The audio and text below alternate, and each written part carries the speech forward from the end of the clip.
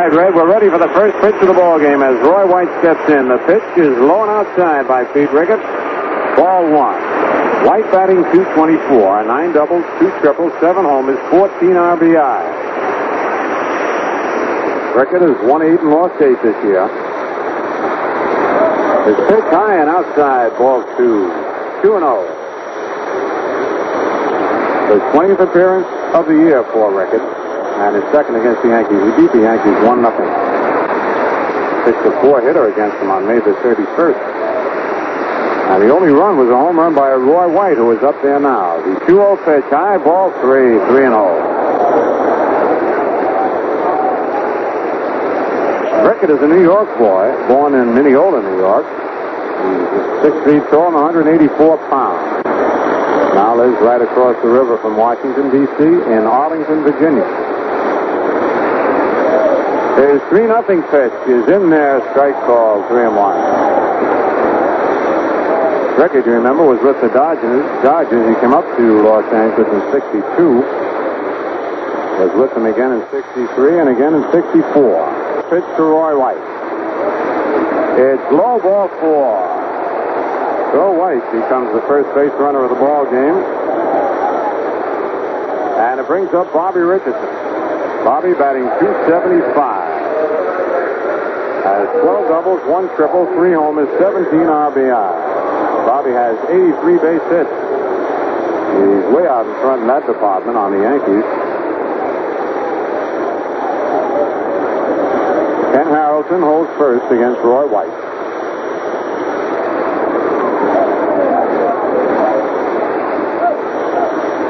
Infield and double play depth. Here's the stretch. Pitch to Bobby is low, ball 1. On deck, Mickey Mantle.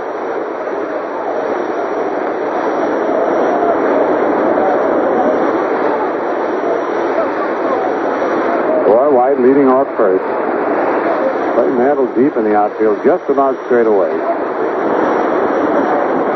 Pitch is in there, strike call. Talking about Mickey, and Bobby's up there.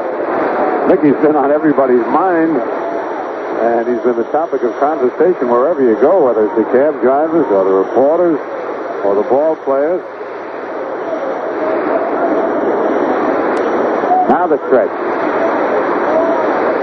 The pitch, ground ball is short. Perfect double play ball. Brinkman to Hamlin, back to first, deep. A hard hit ground ball right at Eddie Brinkman. And they handled it flawlessly. It's 2 out. The batter, Mickey Mantle. Well, we've given you all the statistics on Mantle. Home run splurge. He's batting .284. Has 10 doubles, 1 triple, 14 homers, and 35 RBI. Standing deep in the box, batting right-handed. That way down on the end. Ricketts' pitch is hit deep to right. That could be down if it stays fair. And holy cow, Manley's done it again, Rick. You asked for it, and you got it on the first pitch the first time up. How do you like that?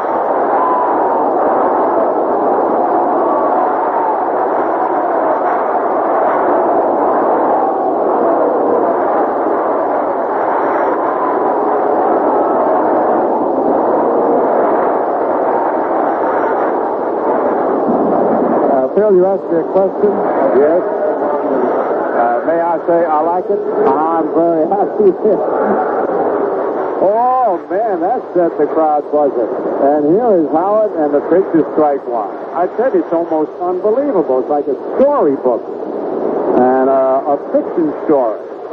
The way Mantle is hitting that baseball. An outside fastball, he drilled over the 335-foot sign. Howard hits one deep to center, lock going back. He's got the road under it and makes the catch. But the Yankees come up with 1 run on 1 hit. No Senator errors. Nobody left. And at the end of 1/2 inning, the Yankees won. The Senators coming to bat.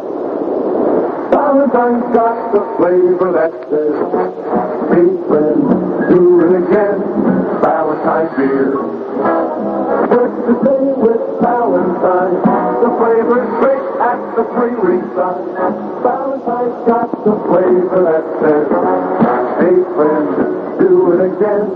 Valentine's beer. Valentine beer. It's got the flavor that says, hey, friend, do it again. We've been brewing Valentine beer for 126 years. And today's Valentine, big and bright, crisp and light, today's Valentine is the greatest ever. Try it. Valentine's got the flavor that says, hey, friend, do it again. Valentine's beer. Well, you know, you just can't talk too much about Mantle's tremendous week. Because not only has he hit all the home runs, but he has reached base in 18 of his last 24 trips, counting the home run today, with 13 hits and 5 walks. 488 lifetime home runs.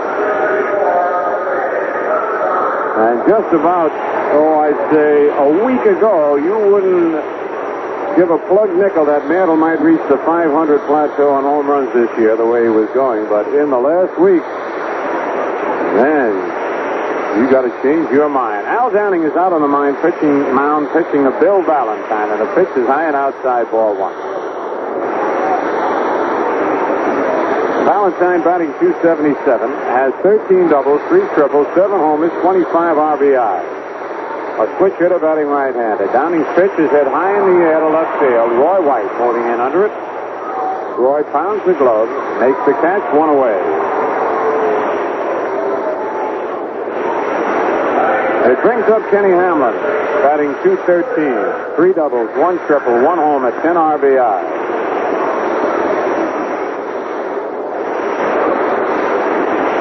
Don't forget, the Yankees will be home tomorrow with against the White Sox. And they're going to play 11 games in 7 days with a doubleheader every other day.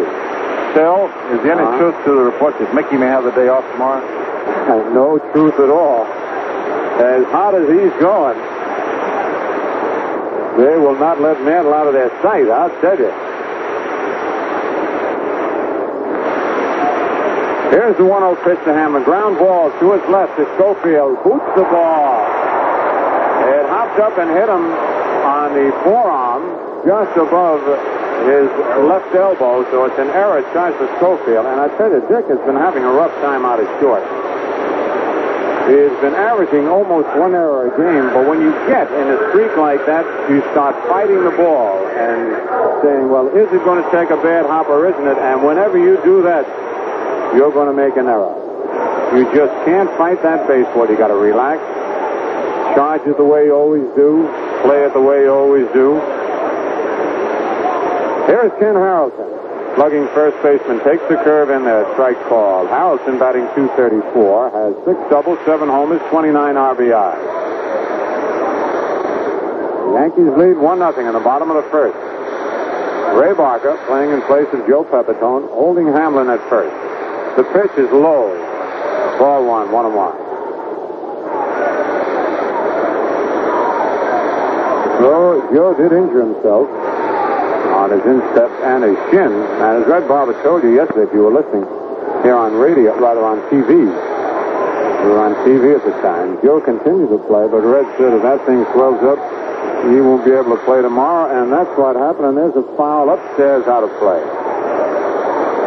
These injuries have delayed action. It's hard to explain it. You can play for a little while after you're hurt, but when you sleep on it for a night,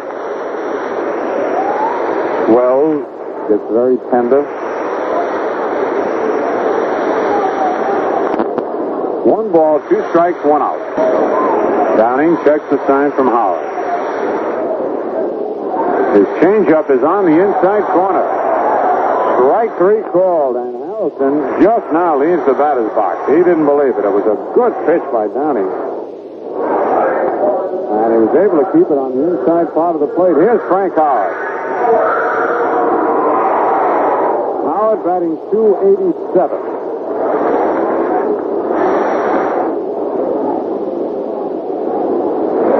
He has 10 doubles, 3 triples, 10 homers, and 36 RBI. Takes the pitch outside, ball 1. Howard was one of the 3 men yesterday who hit consecutive homers off Whitey Ford. Howard hit the first one, then Locke, and then McMullen. On deck is Don Locke. Downing's pitch, swing, and a miss. 1-1.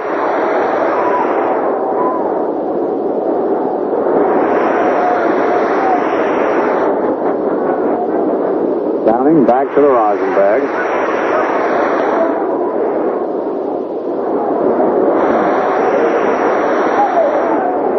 Frank Howard stands deep in the box. Oh, strike two swinging. Beautiful changeup by Downing. Had Howard way out in front. That's a tough pitch for Frank Howard unless he's guessing. He has a tremendous hit in his batting swing and starts to stride as soon as the pitcher lets go of the ball. There's no way he can hold back. Now the 1-2 delivery. Swing and a miss, strike three. So Downing gets his second strikeout. For the Senators, no runs, no hits. One Yankee error, one man left. And at the end of one, the Yankees won, the Senators nothing. For the Yankees, Tommy Tresh leads off against the left-hander Pete Ricketts. Tommy batting .222, 4 doubles, 2 triples, 8 homers, 25 RBI. The Yankees leading 1-0 in the top of the second as Ricketts goes into his windup. The pitch to Tresh is low, ball 1. On deck, Hector Lopez.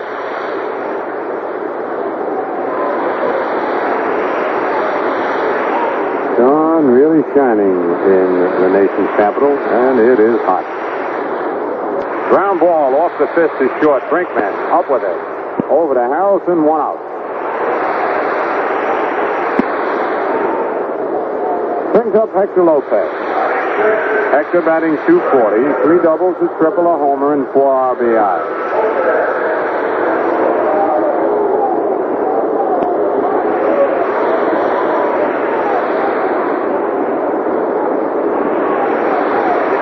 Nobody on. 1-0 the Yankees lead. Top of the second.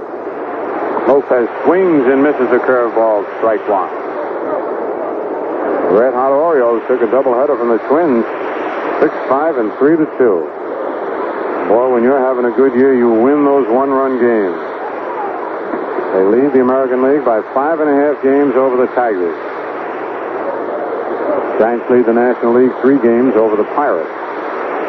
Fastball is in there. Strike call, 0-2. Bill, how much are they leading in the games lost? You mean the Giants or Baltimore? Either one. Well, Baltimore has a 3-game bulge over Detroit. They have lost 3 less than Detroit, but the Giants have lost only 1 less than Pittsburgh. High and tight, 1 ball, 2 strikes. I know what the old redhead means. That's the important column, the loss column. Because if you can stay pretty close to the team ahead of you in losses. Here's the pitch by Ricketts. Swing and a miss. Strike 3. Got him on a high fastball. It was up in Lopez's eyes. And that's the first strikeout for Ricketts. Brings up Ray Barker. Batting .194. Has 2 doubles, 2 homers, 6 RBI.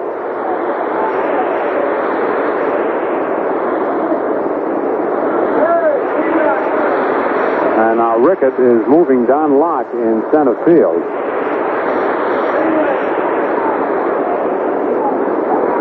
Locke was shading Barker a little bit in right center. And Ricketts moved him back. And now Locke, as soon as Ricketts turned his back, moved back to his original spot. Ball 1.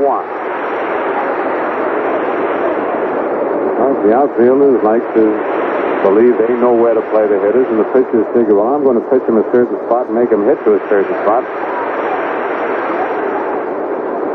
The 1-0 pitch is hit right where Locke was playing at first. Back, he's going back and makes the catch. So it looked like Locke knew a little bit more about where Barker was going to hit the ball. 3 up, 3 down, and the score at the end of an inning and a half. The Yankees won, the Senators nothing. This is New York Yankee baseball right now. Let's pause briefly for station identification. WCSS Amsterdam. Test drive the 66 Rambler Choice at Mehall Motors in Johnstown and sign up to win a trip to New York and see the Yankees play ball. Your hotel is included.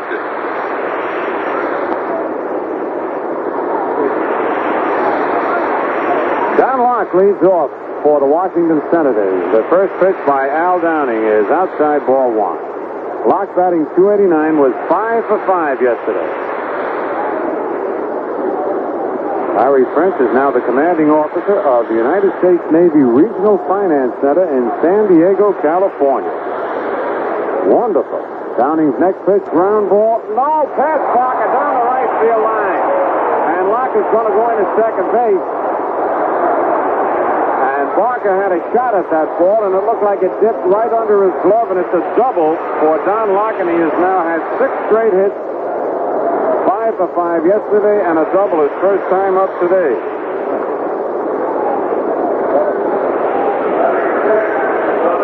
You got 7, Red? Yeah, Phil, he had a base hit his last official trip up Friday night. And he made out ahead of that, and he had a hit ahead of that. If they hadn't got him out in the 3rd inning Friday night, boy, he'd have quite a series. He certainly would. He's got 7 straight. 7 straight base hits for Don Locke. And here is Ken McMullen. Locke at second with his 7th double of the year. McMullen batting .229. Downing set. Delivers. A ground ball hits it short. Locke will have to stay at second. Schofield's throw in time to get McMullen, and it's one away. It brings up Paul Casanova, the catcher, hitting .230 with 6 doubles, 2 triples, 6 homers, and 20 RBI.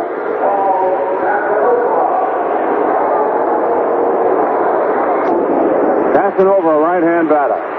Locke, who led off the inning with a double at second base. 1 out. Yankees leading 1-0. Stretched by Downing. His pitch is hit high in the air to straightaway center. Mantle coming in. He's under it. Makes the catch. And holding at second, Don Locke. It brings up Eddie Brinkman.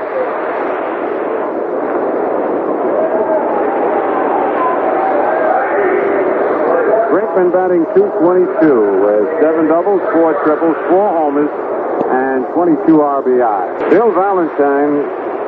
Fred Valentine is on deck, and Bill Haller wants the pitcher to come out on deck, and here comes Rickett now. Gil Hodges, of course, trying to keep Rickett in the dugout as long as he can so he's not affected by this heat. And as Red told you earlier, it's supposed to get around 100 and even higher. I understand that's the way it is back home, too. Brinkman takes the ball low.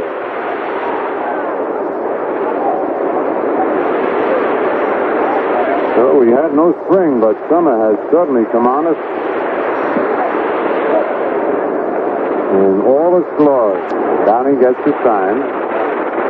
Delivers a ground ball hit to second base. Richardson on the big hop. Flips to Barker for the out. So for Washington, no runs, 1 hit, no Yankee errors, 1 man left. And at the end of 2 full innings, it's the Yankees 1, the Senators nothing. We get ready for the top of the 3rd, and Dick Schofield leads off. Schofield, a switch hitter, batting right-handed against Rickett, batting .115, has 1 double, 1 RBI. Rickett's pitch is in there, strike call. On deck, Al Downing.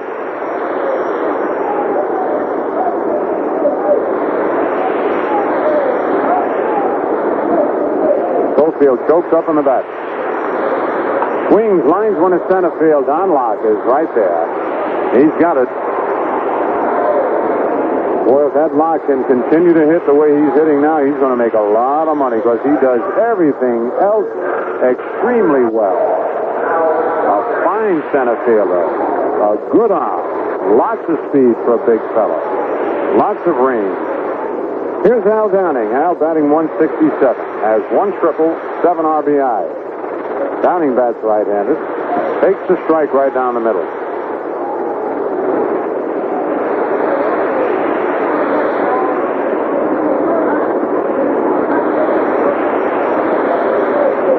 The 1-strike pitch high and outside, 1-1. Roy White is the next scheduled batter. He has not come out of the Yankee dugout as yet, and here he comes right now. Seems like all the players are trying to wait the last second before they have to get out in this sun. There's a swing and a miss, strike 2.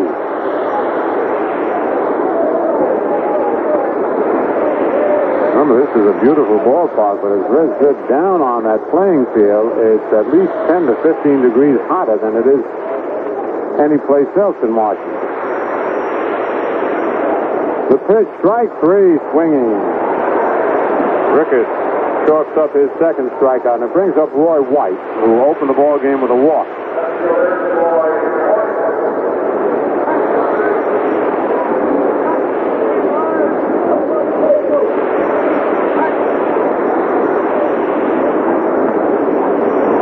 Two out, nobody on. The Yankees lead 1-0. On deck, Bobby Ricketts. Ricketts into the windup. His pitch is hit high in the air to short center field. Locke charging in. Stops now. Pounds the glove. Makes the catch. And the score at the end of 2.5. The Yankees 1, the Senators 0. In the bottom of the third inning, it'll be the pitcher, Pete Ricketts, leading off against Al Downing, with the Yankees leading 1-0. Ricketts batting 102. No extra base hits, 2 RBIs. And Ricketts bats him left-handed.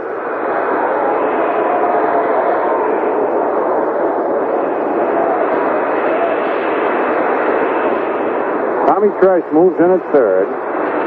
As Downing goes into the windup, the pitch is high and inside, ball 1. On deck, Fred Valentine.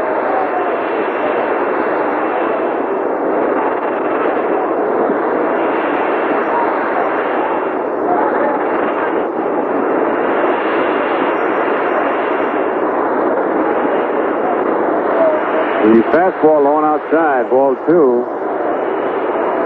We mentioned before that Bob Addy has 2 of his children here, Tim and Gary, and they are fine tennis players, as are the rest of the Addy family. And because Bob married the lovely Pauline Betts, who was one of the top women players in the United States for many years. There's a high foul. Howard coming near the Yankee dugout, and it lands on top of the dugout and back into the crowd. 2 balls and 1 strike. And tennis has been in the headlines for the past week.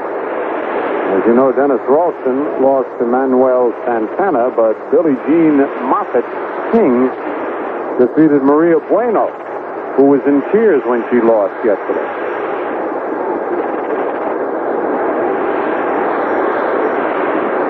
So we might have some budding tennis players with us here today.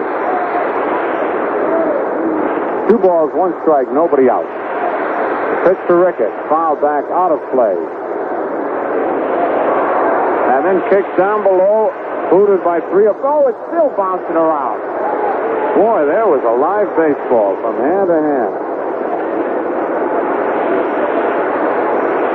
So Downing gets a new baseball. Gets the sign from Howard. His 2-2 pitch, a curve, strike 3. Couldn't check his swing. A low outside curveball. Downing picks up his 3rd strikeout of the ball game. And it brings up Fred Valentine. Valentine coming back in the dugout to get his towel. Wipe the handle of his bat, and then his forehead, his neck. It is a hot day today here at the nation's capital. Valentine fly to left field, his first time at bat. On deck, Ken Hamlin.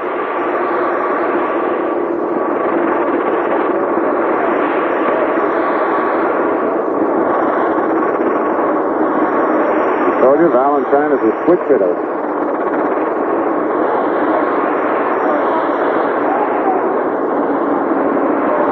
Downing's pitch, foul, back to the screen, strike 1. Valentine is 6'1", 190 pounds, from Clarksdale, Mississippi. And he has moved right here to Washington, D.C., the left.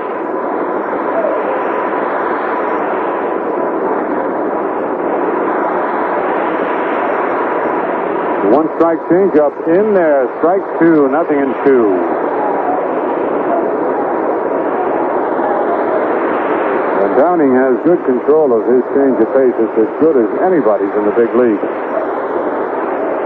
It's the Pirates 1 and the Yankees, the Mets 1 at the end of 3. I think the heat's getting to me. I can just about last this, and Downing gets the sign from Howard. Dixon delivers, swing and a miss, strike 3. So Downing chalks up strikeout number 4, and that's the second time in this ball game he struck out 2 batters in a row.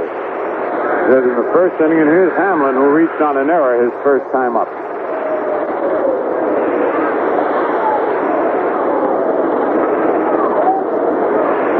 On deck, Ken Harold.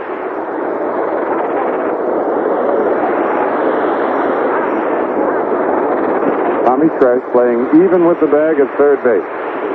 Backing up a little bit now. Downing's pitch is low, ball 1.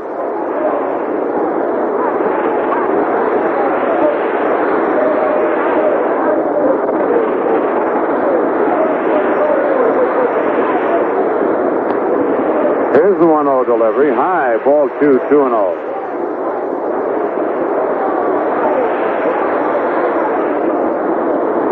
Howard trying to conserve his energy by catching on one knee and throwing the ball back from that same position. Imagine these catches bending up and down for about 150 times each ball game, and then running down the first on the throws from the other infielders. Takes a lot out of it. Here's the 2-0 delivery. A high foul alongside first. Barker coming over. It's near the stands, and he makes the catch right alongside the box seats in foul territory. 3 up, 3 down. And the score at the end of 3, the Yankees 1 and the Senators nothing. And we'll take a look at the scoreboard now. In the American League, Minnesota at Baltimore for a single game. Kansas City is at Detroit for a doubleheader. They'll be later starts. California at Cleveland for 2. In the first game, California came up with 7 runs in the second inning. They lead 7-0 at the end of 3. Brunette for the Angels. Bell started. O'Donohue in the second. Jim Fregosi homered in the second with 2 on. The Red Sox are playing the White Sox a doubleheader, and in the first game is Sheldon against LeMahieu. And the National League, it's the Pirates 1 and the Mets 1 at the end of 4. Deal against Rustek. They're playing a doubleheader at New York. St. Louis at Los Angeles. Atlanta at San Francisco. Cincinnati at Houston later starts. And Chicago at Philadelphia. There's no score at the end of 2 innings. Simmons against Buell. So that's the way the scores line up. The Yankees lead here 1-0 as Mickey Mantle, who is hotter than the 4th of July firecracker, which we'll be hearing tomorrow, has just hit his 15th home run and his 8th home run in the last 6 ball games. We get ready to go. And the top of the 4th and sliding into his seat is Jerry Coleman. Out or safe, Bill? Safe. Right. Here's Bobby Richardson, and Pete Rickard fires one right in there for a strike. The Yankees leading 1-0 on Mickey Mantle's 15th home run and 3rd in a row over 2 games. Mickey, who homered the last 2 at-bats yesterday and the first time today, has a chance to tie a record that he already holds part of right now. Pete Rickard into the windup, delivers, and Bobby hits a one-hopper to Ken McMullen at third base. Fires over to Ken Harrelson, and we have 1 away. So here he comes, Mickey Mantle. And listen to the fans here at GC Stadium.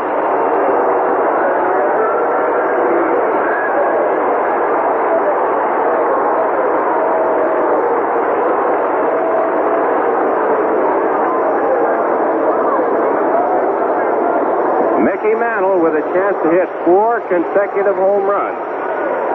He's done it once before. Over a 2-game span. Of course, Mays and Adcock and Gehrig and a few others have hit him in a single game in successive at-bats. Rickard to Mickey. Fastball is inside, ball 1. The last time Mantle hit 4 consecutive home runs was back on July the 4th and 5th in 1962. Strike is in there. 1 ball and 1 strike, 1 out and nobody on. And the Yankees leading 1-0. Mantle, who has been all but spectacular, and you can see him tomorrow. The doubleheader against the White Sox and the Yankees at the stadium, July the 4th. Here's the 1-1 pitch. strike call that Mantle started and then held up. So it's 1 ball, 2 strikes. Fans here sensing the drama at the plate. Mickey with 488 lifetime home runs. He's only 5 short of the record set by Lou Gehrig. Swing and a miss, strike 3. So Mantle went down swinging at a high fastball, and that's strikeout number 3 for Pete Rickard. Babe Ruth, of course, leads the home run derby, followed by Jimmy Fox, Willie Mays, Ted Williams, Mel Ott, and then Lou Gehrig at 593. Mantle with 488 can go into 6th place in the all-time list. Eddie Matthews behind Mickey, and then Stan Musial at 475. Fastball is in there, and it's strike 1 to Elston Howard. Howard in his first at-bat flied to center field.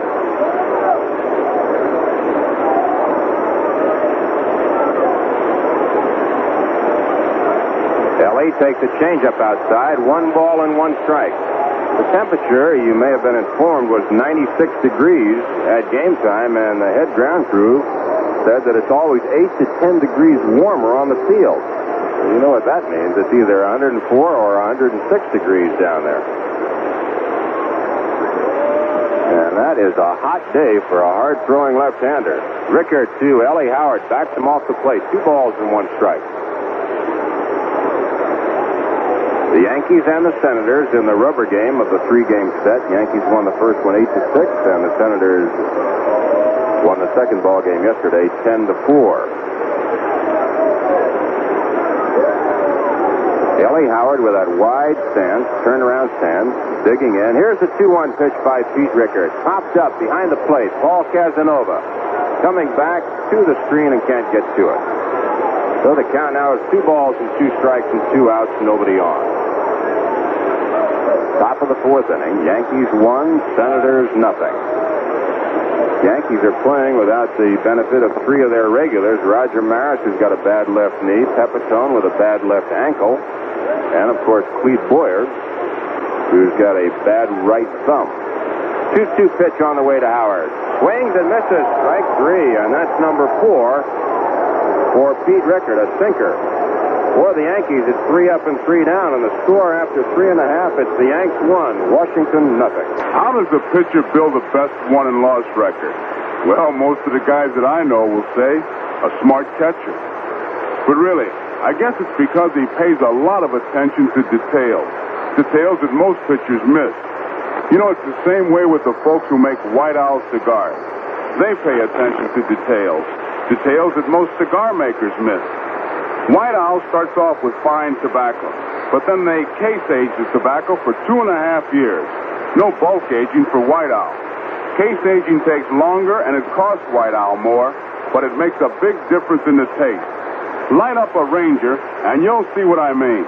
Besides the great taste, you'll like the look. Texas tall and slim as a branding iron. The fine taste and quality of the Ranger is yours in a whole family of White Owl cigar shapes like the New Yorker, Invincible, or Tip.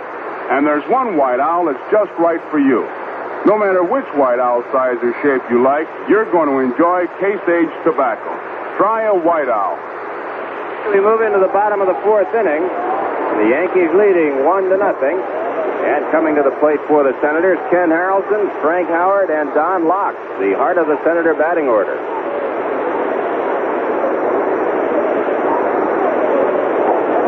Al Downing, the hard-throwing left-hander, is into the windup, delivered down the middle, and a shot into left center.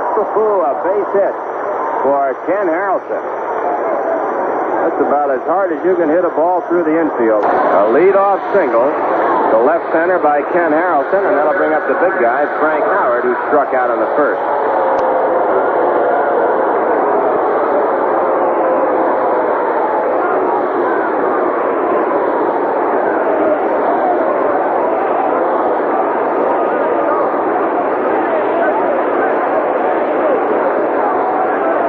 Al Downing facing the big guy, Frank Howard. stands deep in the box. Harrelson at first. The first ball is hit high in the air. Shallow center field. Mantle, who is way back, has to come in. Moving under it, and he's got it. That ball was hit a mile high, but not too deep. So there's one away with Harrelson at first, and that'll bring up Don Locke. Incidentally, tomorrow, July the 4th, for the big holiday doubleheader with the Chicago White Sox, between the games, the champion Hawthorne, New Jersey Caballeros drum and bugle, 100 strong, will entertain. There's still good box and reserve seats available for the doubleheader tomorrow. Yeah, it might be just a thought to come out and root the big guy home, Mickey Mantle, who's doing such a job for the Yankees. Really great. Fastball to Don Locke is in there for a strike. Locke doubled to right in the second inning. Yankees have only one base hit, and that was a home run by Mantle in the first inning, and they lead in the ball game 1-0.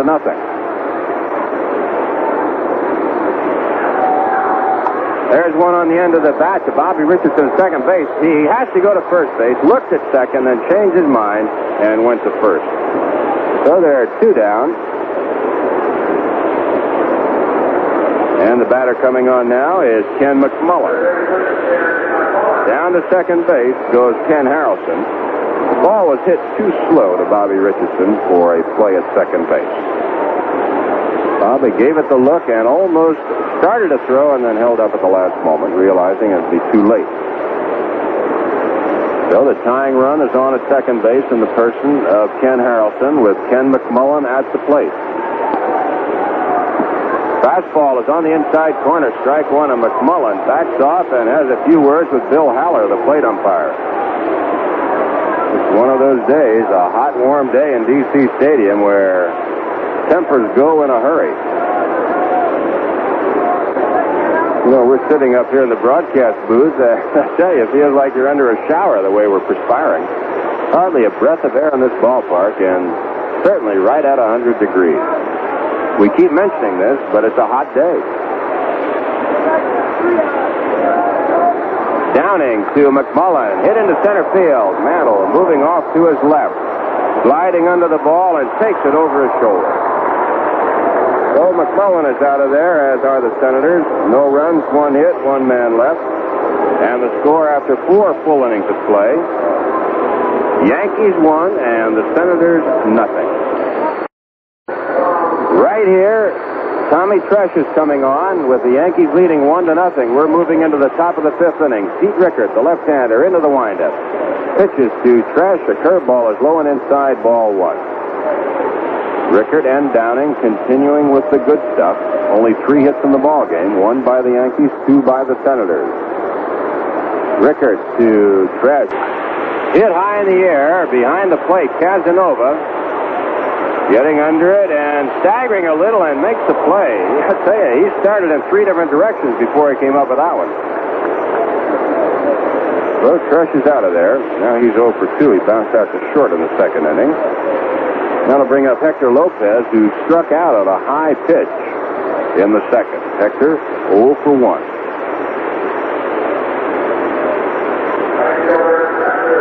The Orioles, red-hot ball club, lead the American League by 5.5 over the second-place Tigers, and the Indians in third place 6.5 back.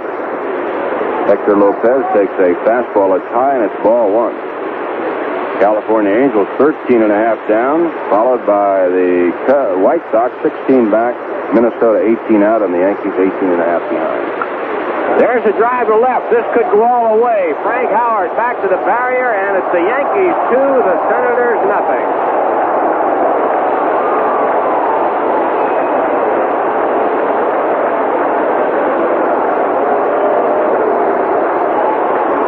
The Yankees have picked up 2 base hits, both of them home runs, and they lead in the ball game 2-0.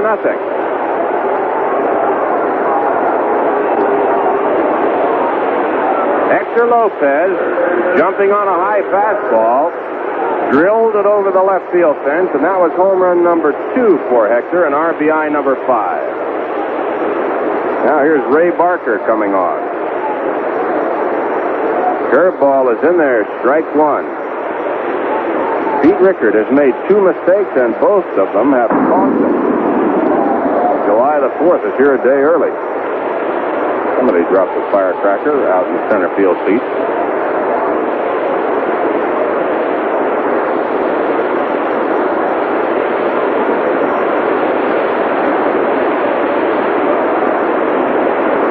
One out, one run in. The Yankees 2, Washington nothing. Parker the batter. Here's the one-strike pitch by Rickard. Curve is in the dirt. Pete Rickard has been erratic this inning. Even with Tresh up there, he threw 2 balls that bounced in the dirt. That can be a sign of fatigue. A little breeze starting to crop up now. Feels good. Here's the 1-1 pitch to Barker. Swing and a miss, strike 2. 1 ball, 2 strikes.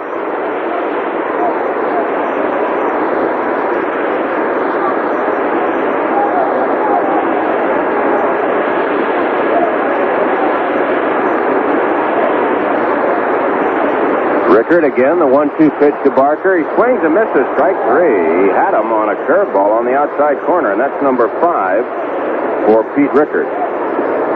First time that Barker has struck out, he flied to center field in the second inning.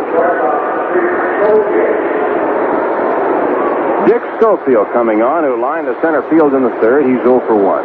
Schofield, 3 for 27. 1 double, 1 RBI. That's from the right side against Rickard. Takes high and outside, ball 1. White, Mantle, Tresh, and Schofield, all switch hitters. Forrest Clark, who's on the bench, also a switch hitter. Here's the 1-0 pitch to Schofield. Right at Ken McMullen. A nice stop to Ken Harrelson, and the side is retired. Nice starter to say base hit. That ball was hit like a bullet at the third baseman, Ken McMullen.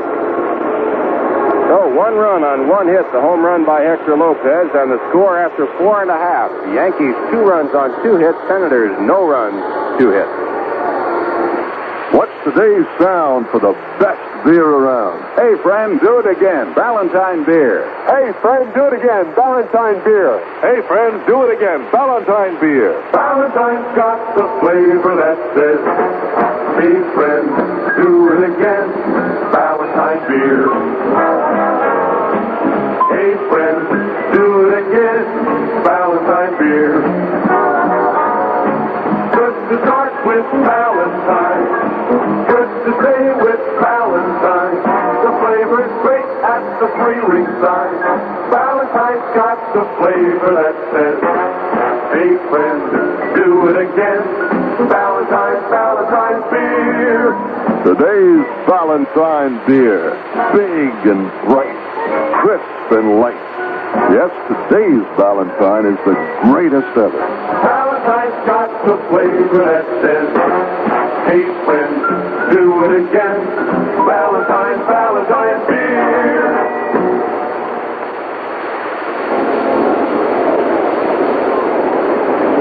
Paul Casanova comes on in the bottom of the 5th inning for the Washington Senators. A game right now with the Yankees out in front, 2-0.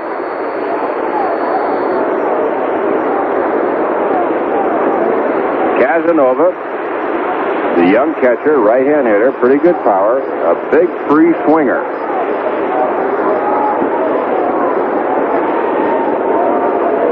Downing into the windup. The first pitch to Casanova is fouled back, and it's strike 1.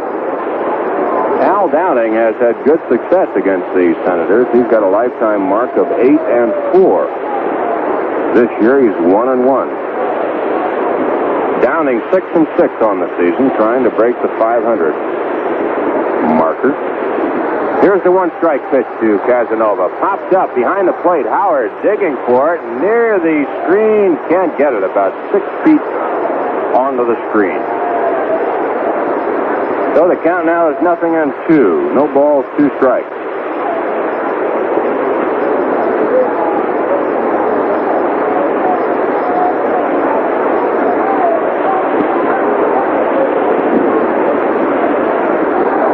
The Yankees have a week of baseball coming up at the stadium. Doubleheader tomorrow, doubleheader Wednesday, Twi-Nighter on Friday, and a doubleheader on Sunday.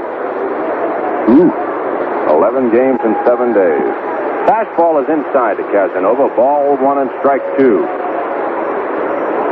You know, people say, how do ball players do it? But you get in a groove, you kind of get numb. Right, Phil?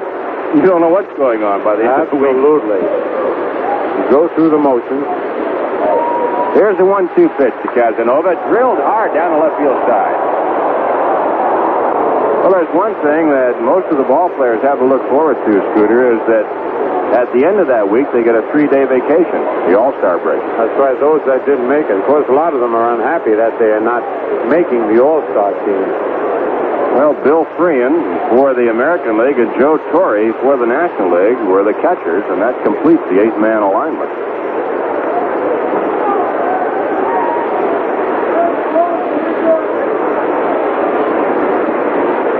The pitchers will be named by the managers and, of course, the utility players. There's a drive to left field, and that is curving foul down the line. Generally speaking, the manager of the All-Star team will pick the second man in the voting preference. In other words, Bobby Knopf won on the second base in the American League with Bobby Richardson second. It doesn't necessarily mean that this will hold true, but they generally do. So we'll have to wait and see just exactly what happens. Sam Mealy will manage for the Twins, and Walter Alston for the American League, Alston for the National. There's a hopper slowly to Schofield. He's got to go, and Casanova can run, and Emmett Ashford let you know that Casanova was out. That play going from 6-3. Casanova broke his bat as the ball just got by Downing, and Schofield had to come in at the edge of the infield grass to make the play. So we have 1 up and 1 down here in the bottom of the 5th with the Yankees leading 2-0. And here's Ed Brinkman, who's 0 for 1, bounced to second in the second inning. Eddie Yost coaching at third, Joe Pignatano at first for the Senators. The first pitch to Brinkman. There's a drive to center field. Mickey's got to go for this one. It's way back there. And did he get it? Yes, he got it. A one-handed grab in the webbing of a ball over his shoulder. A nice play by Mickey as Ed Brinkman was robbed of extra bases. So there are 2 down, and that'll bring up the pitcher, Pete Rickard. Rickard has made 2 bad pitches in the ball game, and both of them cost him. A home run to Mantle in the first and a home run to Lopez in the 5th. And that's the margin of the difference here, with the Yankees leading 2-0. Rickard fouls this one back on the screen, and it's strike 1. On that ball that Mantle made the catch on Ed Brinkman, if that had been 1 inch higher, he couldn't have got it. It just got in the very tip of his webbing as he was racing toward the center field fence. Downing to Rickard. There's a high drive to center field. Mantle gliding back, waiting for this one. He's got it. So it's 3 up and 3 down. And the score after 5 innings of play, the Yankees 2, Washington nothing. Howard, my boy, this is the United Nations. Gosh, Uncle Shag, folks, the way they're all dressed, I feel like I don't belong here. No need to feel that way. Have a cigar. Wow, what kind of a cigar is that? It's the White Owl Diplomat, the distinguished new addition to the White Owl family. It's a beauty, so long and slim. Yeah, I'm mighty proud of the Diplomat. It's my crowning achievement. 7 inches of rich tobacco aged for years in wooden cases. Light up, my boy. But I might like it too much, and I can't afford an expensive cigar like this. Nonsense. White Owl Diplomats come 2 for a quarter. Go on, light up. Okay, Uncle Shag, folks. Terrific. Say, there's one of the important delegates smoking a Diplomat. Howard, my boy, that important-looking individual is you. You're looking in a mirror. Well, what do you know? So light up the new White Owl Diplomat at 2 for a quarter and look at yourself in the mirror. Okay, we move into the top of the 6th inning with the Yankees leading 2-0, and it'll be Downing, White, and Richardson for the Yankees in that order. Pete Rickard and Al Downing in there all the way for their respective teams.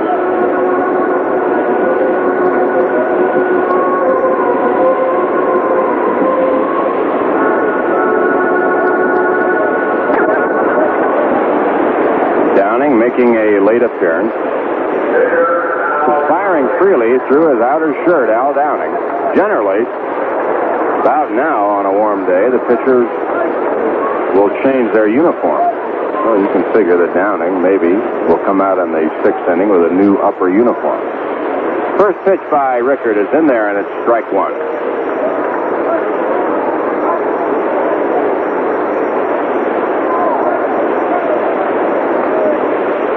Pete Rickard, wasting no time, into the windup again, delivers. There's a ball into center field. It's a base hit as Al Downing breaks his bat and lofts a sinking liner just over the second baseman's head for a base hit. And that's the third hit off Pete Rickard. The other two were home runs. One by Mantle, the other by Lopez. So a leadoff single by Al Downing, and here's Roy White, who walked and flied to center. Now Rickard is taking his time on the mound. Casanova's halfway between the plate and the mound. Well, everything seems to be all right, and here comes Paul Casanova back behind the plate. Paul Casanova, that's some name. He's a hustler, that fellow. Downing moving off first. Rickard to White, who squares the bunt and takes it high inside, ball one. That was a fastball right where it should be.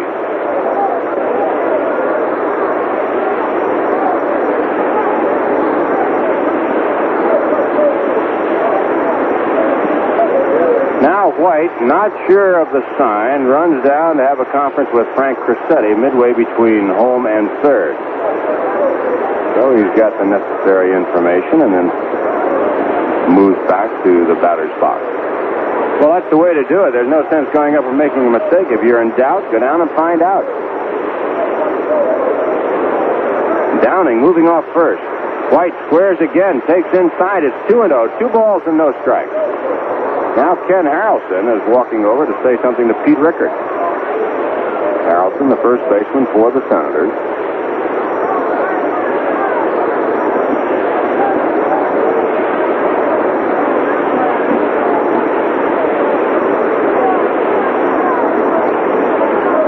Rickard ready once again. The 2-0 pitch, and White was going to swing and takes it low and away. It's ball 3.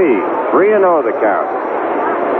So now Roy White is in an enviable position. He can just wait for Rickard to throw one over. Chances are he will not be swinging at this one or the next one. Here's the 3-0 delivery. Ball 4, and he takes it. So for the second time in the ball game, White draws a base on balls, and those are the only 2 walks given up by Pete Rickard. The Yankees have runners at first and second, and that'll bring up Bobby Richardson. Bobby hit into a double play and then bounced to third. So the Senators will be set for the bunt again. Now here's a spot. If you're the manager, what do? You bunch your runners over, and you know that when Mantle comes up, they're going to walk him.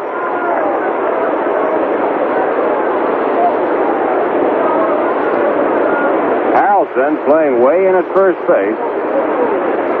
He'll be charging. McMullen shortened up at third.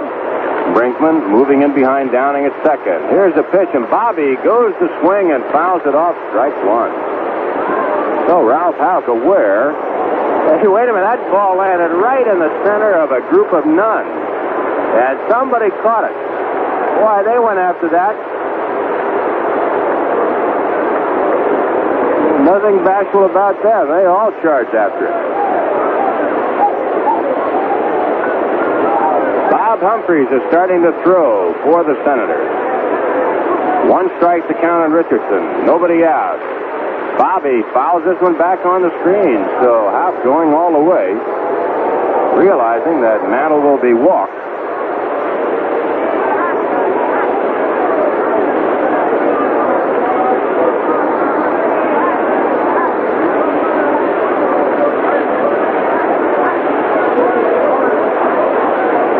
Richardson digging in. Nothing and 2 the count. Pete Rickard in trouble here with runners at first and second. Nobody out. Top of the 6th. Here's the pitch, and Bobby takes it high and outside. Ball 1 and strike 2.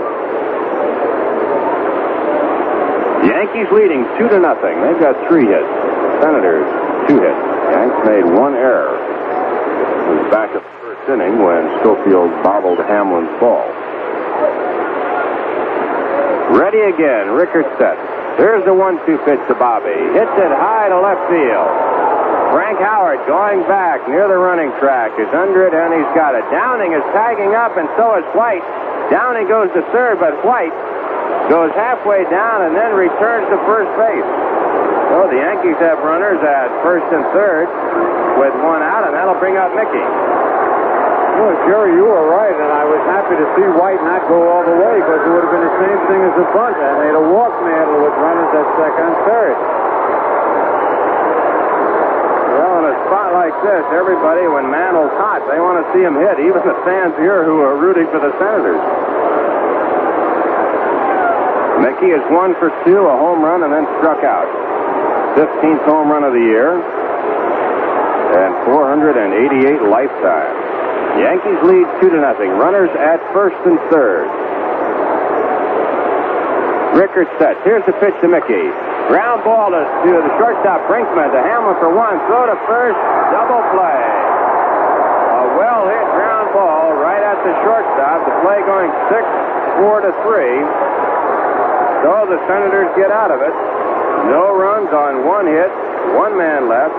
And the score after 5.5, the Yankees 2, Washington nothing.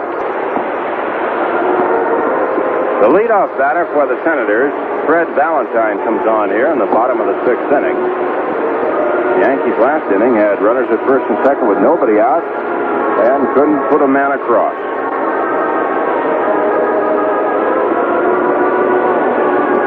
Fred Valentine, who flied to left and struck out 0 for 2 in the afternoon. Al Downing, all the way for the Yankees, taking his warm-up tosses.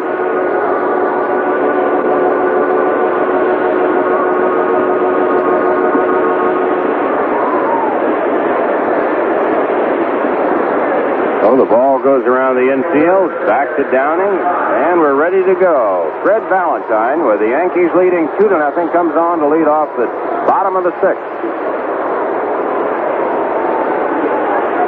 Yankees got both their runs on homers. Mantle's 15th in the first inning, and Lopez is 2nd in the 5th.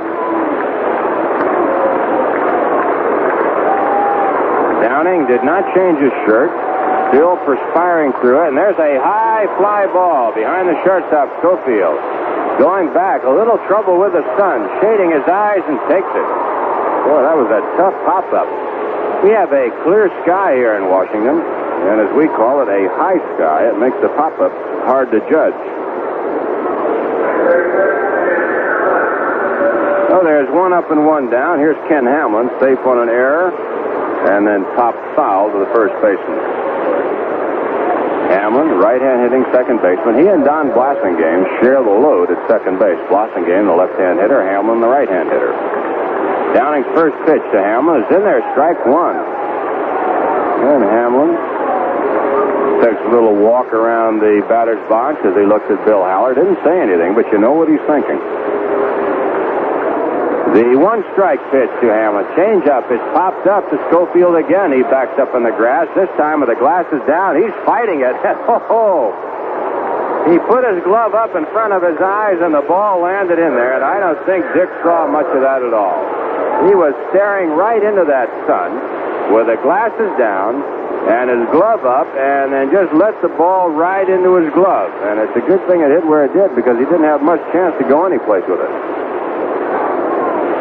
Well, there are 2 up and 2 down, and here's Ken Harrelson, who struck out and has one of the 2 base hits off Al Downing. A shot, a hard single into left center. Downing's first pitch to Harrelson is a curveball that's low. It's ball 1.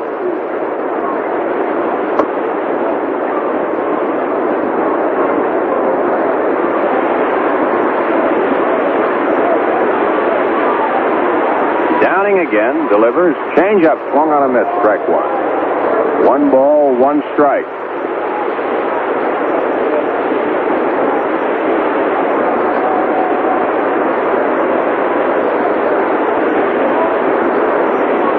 Downing is moving right along. It's the hitter who's been stepping out and holding him up. He's ready to go. Here's the 1-1 pitch to Harrelson. Swing and a miss on a changeup. Strike 2. And that's a pitch that can make Downing a 20-game winner. He has a great changeup. If he can spot that on the right places, he is really rugged. That's what makes Sandy Koufax such a great pitcher. Pulls the string on the fastball and the curveball with good control.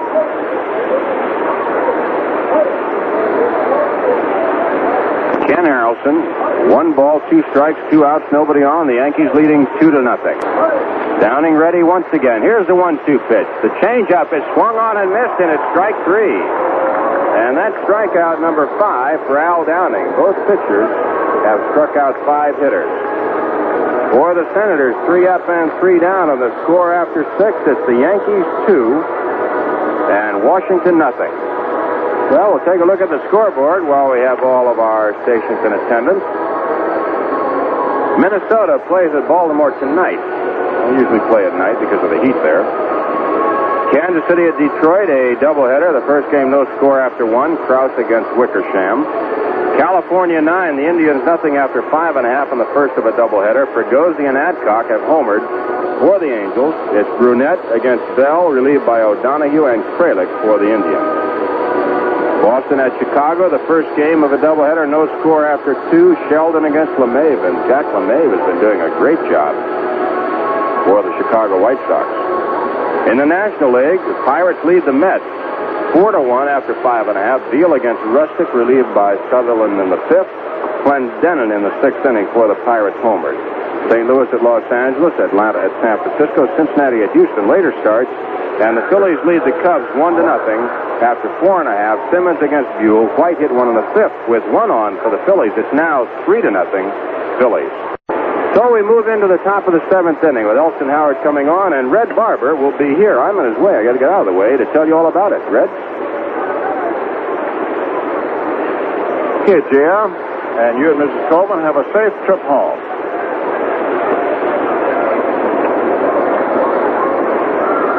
Two-nothing ball game. Elston Howard hitting 4th today. Rizzuto and Coleman have told you. Pepitone is out of it. Sprained ankle. They pitched it and tried to go before the game, couldn't. Howard takes low, ball 2.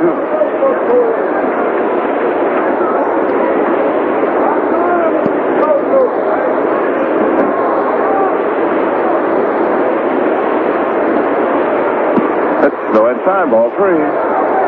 These two left-handers in this weather have been superlative. It's been great. The last temperature check we got officially outside the ballpark was 96. And you can add 10 degrees down to the floor of the playing field. Howard takes a strike. And when they add 10 degrees, this is checked out by the groundskeeper, etc. This isn't just an estimate. You might say on Sunday, this is not ministerially speaking. Howard hits the ground foul past Cazzetti's third base coach. Take us about 10 minutes before we get the official temperature, 3 o'clock. But we will get it. Our engineer, Mr. Cooper, will.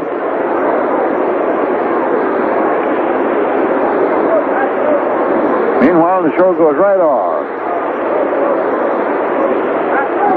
After you swung around to the left from Howard, here's the 3-2 pitch, and it's a high drive, deep to right center field. It's way out there, and it is in a home run.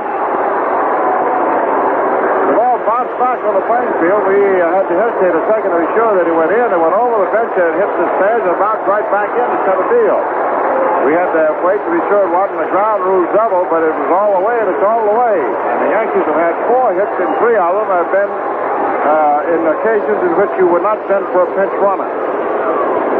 Mantle belted one in the 1st inning. Lopez hit one in the 5th, and Howard hit one now. And now it is a 3-0 ball game. The Yankees is heading home for 11 games in 7 days at the stadium.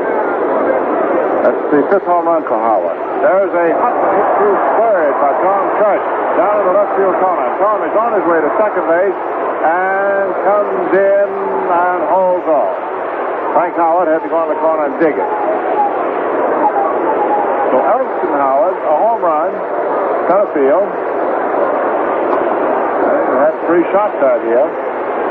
And then Price, a double down in the left field corner.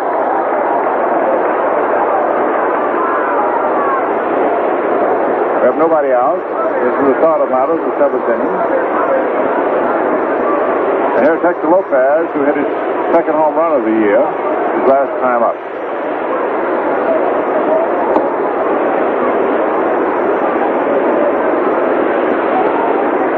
That's a step back into right on Hector.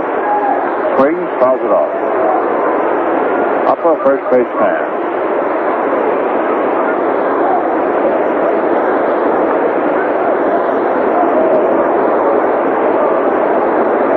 Stretch to second base.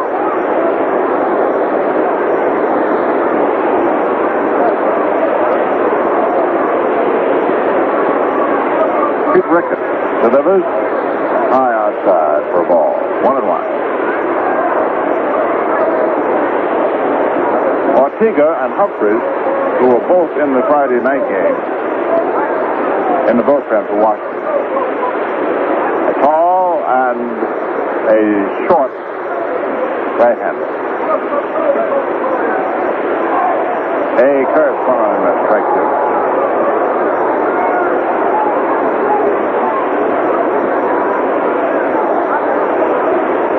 Well, the week that Mantle has had is, I know Coleman's been saying fantastic.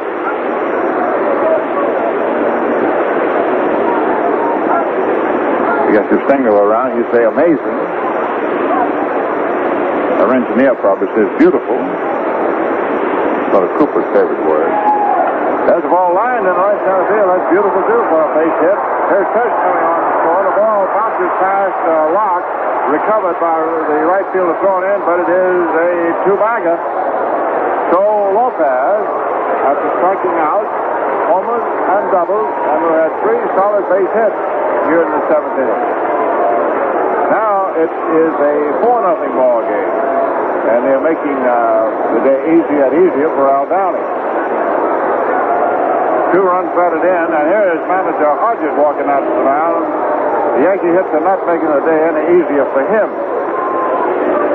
And so as Gill walks to the mound, the game pauses, and so do we. We do for station identification.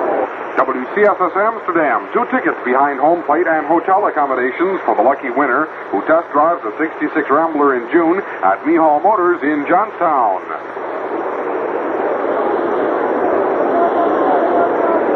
Humphreys is coming on, and Pete Rocket is walking away. Gets a hand.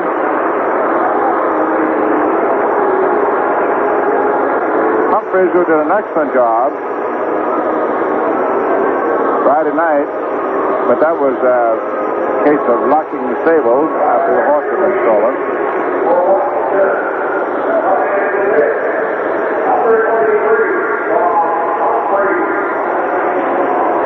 Humphreys coming on, young pitcher.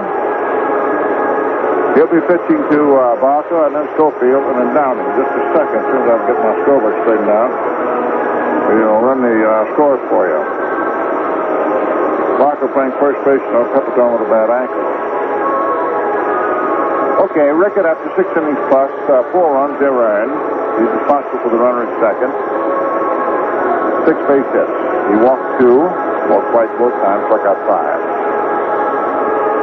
Now let's look over the other ball games. Minnesota's going to play a single at Baltimore, and that's going to be very, very late today. A couple years ago, they found out in Baltimore that the people down there in the summertime like very much to go where the water is. They got plenty of it around there. And a lot of them, if you play a ball game late Sunday, will come back in for that. But you're not going to give up that day on the water by starting early in the day. Each town has to figure its starting time, of course, on reasons and things that the people want. Kansas City is playing a doubleheader at Detroit, and it's the end of an inning and a half. It is 1-0 in favor of Kansas City. Klaus against Wichita. California's at Cleveland for 2. At the end of 6 innings of the first game, it is California 7. They got 7 in the second inning. Home runs by Fregosi and Adcock. Cleveland 1. Boston to Chicago. And after the doubleheader in the Windy City, the White Sox will fly in. They'll be at the stadium tomorrow. At the end of 2 innings of the first game, at Chicago today, scoreless. National League, Pittsburgh playing the Mets 2. And at the end of 6 innings, it is 4-1 Pittsburgh. St. Louis will play one later out of L.A. Atlanta, San Francisco, one later. Cincinnati, Houston, one later. Now, here is Humphries, ready to pitch to Barker, does, and there's a high pop-up in back of second base. The shortstop, Franklin, under it, and makes the catch. Now we have one out. One other game we didn't touch on in the National League, and that's Chicago at Philadelphia. At the end of 5 innings, it is 3-0 Philadelphia. And this is interesting. Simmons is pitching for Chicago against the ball club he first came up with. You remember the Whiz kids? Chris Simmons, Robin Roberts.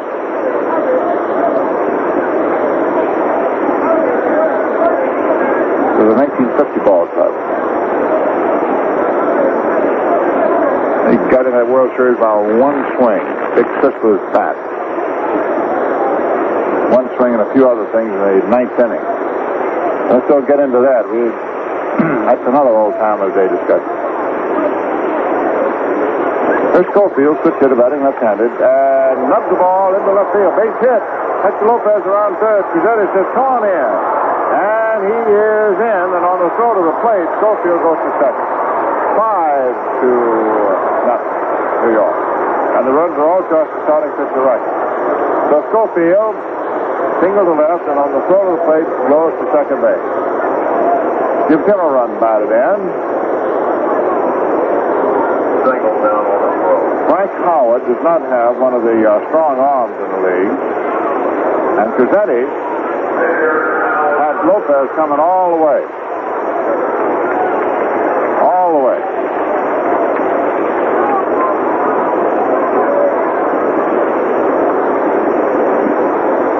Here's Al Downing. Much happier young man, should be, if his 5-run balls. Right-hand batter. Got a base hit his last time out. Fouls this one out. Downing has 6 hits this year.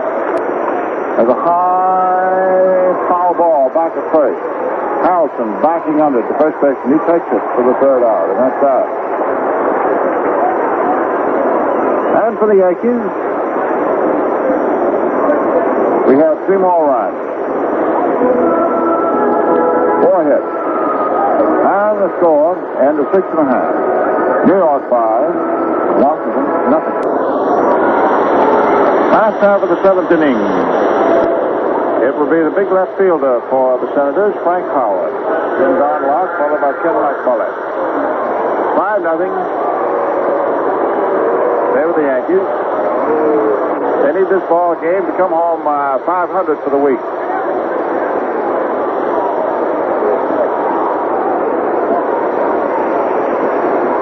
Frank, right-hand hitter, 0 for 2. Al Downing working on a 2-hitter. Delivers. And there's a ground ball that is hit too deep short. Schofield, the long throw to Barker in time. Ashford gives us the very decided out call. So we have 1 down. Schofield doing an excellent job. He's had a couple of unfortunate short hops that went into errors. They've been rather pivotal. And, well, they got him down, talking to himself and answering back in the hotel last night. You know, a new ball player, new league, nothing going right. And Rizzuto called it. He hauled off and made an error on routine play in the first inning today. And here's John Locke hitting the first pitch. Foul, back out of play. Locke will stop second to first on the ground ball in the 4th inning. Ladies and gentlemen,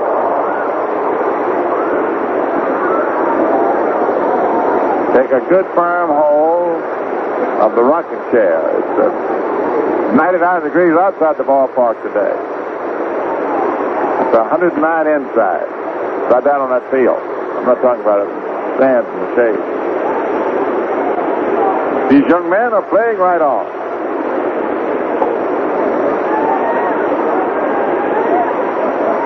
Low. 2, 2-1. Locke has had a tremendous series. When he got the hit in the second inning today, that was his 7th straight hit.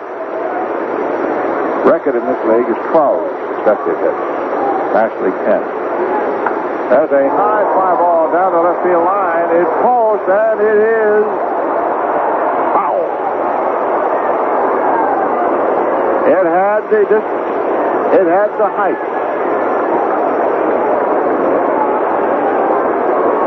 Bob Stewart, standing on the third base line, he had to wait. But he had the transit, and he surveyed it.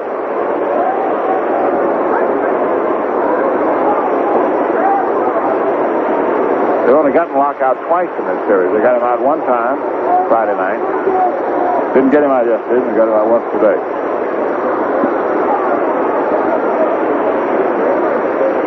Swings, and there's a high pop-up.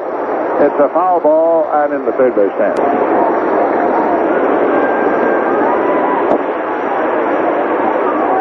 Locke takes on the inside. 3-2.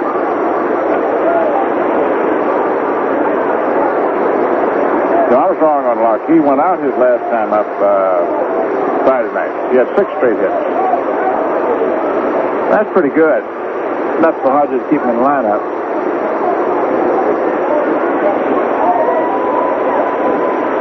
A line drive down the left field line, and it is right to White at the base of the wall. As our colleague, Mr. Rizzuto, would say, he got the good one on that, but he got it right at the left field. So, now we have 2 out.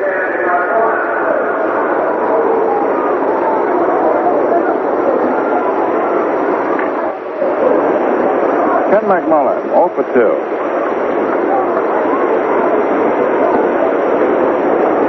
Big, tall, rangy third baseman. I played first for him. Given him a few games in the outfield. Takes high. Al Downing moving along very smoothly.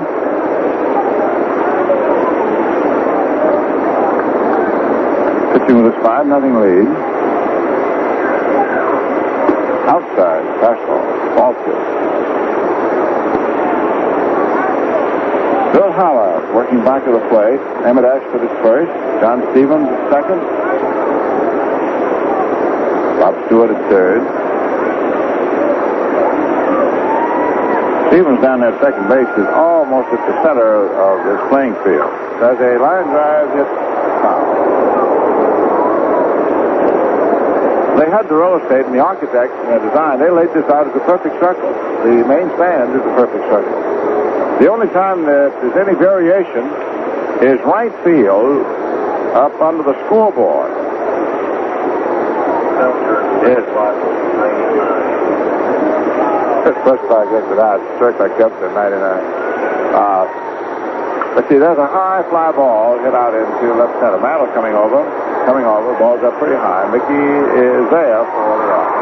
We'll talk about the circle in a moment. 1, 2, 3 out of there, and at the end of 7, the score, the Yankees 5, the Senators nothing. Carol, look at that hunk of mail over there at the punch bowl. Let's get close to him. Say, is that a Tiparillo he's smoking? Looks like one. Let's ask him, should a gentleman offer a Tiparillo to a lady? Might be fun. That's a good way to meet him. You know, to break the ice. Yeah, but suppose he offers us one. I wonder. They are very fashionable in shape. And they say they're so mild you don't have to inhale one to enjoy it. Well, he certainly looks great smoking it. Come on. Let's put on our feminine charm. Pardon me, sir. Yes? We were wondering, should a gentleman offer a Tiparillo to a lady? Well, I don't know. Well, why don't you ask me? I'm his wife. Anyone for punch? We're going on to the 8th inning, and the story is continuing with the second hitter. Richardson is up there, and on deck is Mantle. who's hit the 8 home runs this week. Then Howell. Bob Humphrey, little right-hander, delivers, and there's the first pitch. It's just high out into left field. Howard is coming on. The left fielder is getting there, and he has it for the out. So one pitch, one out, and here comes Mantle to hit left-handed against his relief right-hander. And listen to the applause as it goes.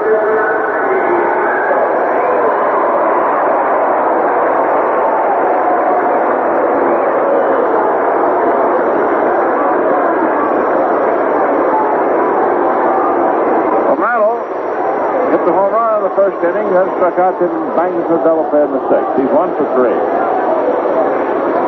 Batting left-handed.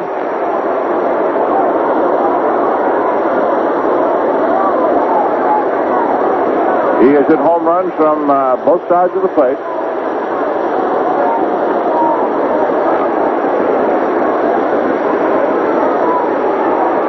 Humphreys, small right-hander, double pump, delivers. In for the strike. The Wiseman fans are even booing this the strike. They want to see Mickey swing. Temperature right now is 101. Temperature rising in Washington. Just announced over the PA Public Address. 100 outside the pond. Oh, it just says 106 in New York.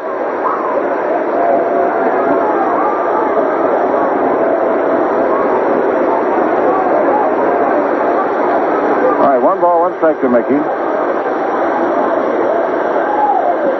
Curve over, call strike 2. This is a trim little young right-hander. And he starts sort of pump right down by his ankle.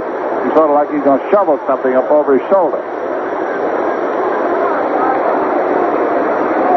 There he is, low pump. Second low pump, now over his head, delivers. High fastball, that is good too. 2 balls, 2 strikes. Now waiting for his pitch. They're 1 out, nobody on here in the 8th inning. 5-0, favor New York. The story, that fellow at the plate wearing number 7. Choking up the bat a couple of inches is hitting left-handed. He didn't choke it, batting right-handed. Swings and misses. Struck him out on what seemed to be a sinker. He slowed up on it somewhat on the outside. So now, we have Howard. Turo had a home run, leading off the 7th inning.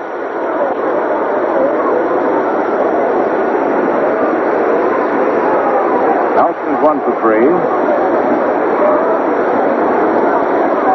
Hit. Over for the strike.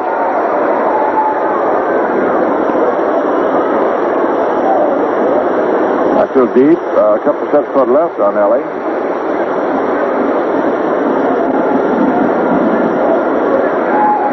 Swings and has a high pop-up. Second baseman Hamlin waiting. Makes the catch right there on the skin part of the infield. 1, 2, 3. So we get ready now for the last half of the 8th inning. And the score stands: the Yankees 5, the Senators nothing. Maybe you've noticed that your favorite Atlantic station looks different lately. There's a lively new look you'll see before you even pull into the driveway when you catch sight of our new modern sign out front. The familiar gasoline pumps bear a lively new emblem, too, for both regular gasoline and Atlantic Imperial, the gasoline that cleans your carburetor as you drive. You'll see it on cans of Atlantic motor oil and on our multi-value credit card, too. Yes, indeed, your favorite Atlantic station is all spruced up these days to welcome you with a lively new look that says Atlantic is on the go. But it's more than a look. It's an expression of your Atlantic dealer's lively attitude on enthusiasm, his eagerness to serve you, and his pride in the great gasolines and motor oils that he sells. Nothing new about that, of course, but you'll agree it surely looks different these days because Atlantic is on the go with a lively new look.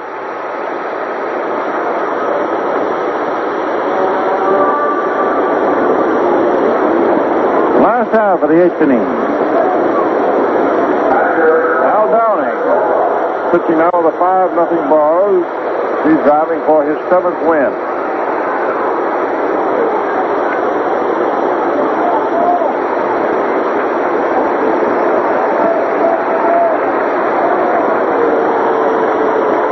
Downing lost his first 3 decisions, won his next 6, has lost his last 3, and now he has a chance to get started on a winning streak again.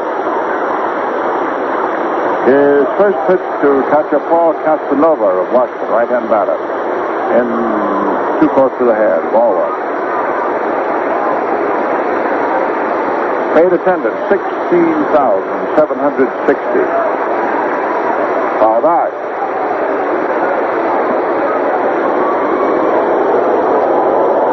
Between games of the doubleheader tomorrow, we will be entertained by the champion Hawthorne, New Jersey Caballeros, Drum and Bugle Corps, 100 strong.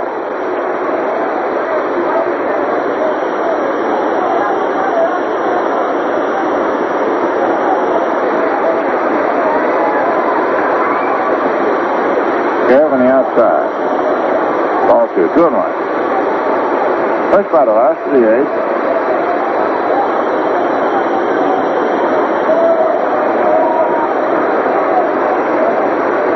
Downing, a left-hander, delivers. High outside, ball 3.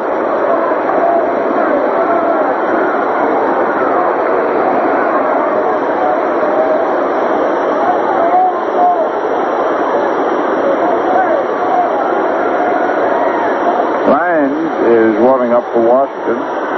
Hamilton and Rennick are warming up for New York. Now he gets the strike over. It's not 3-2.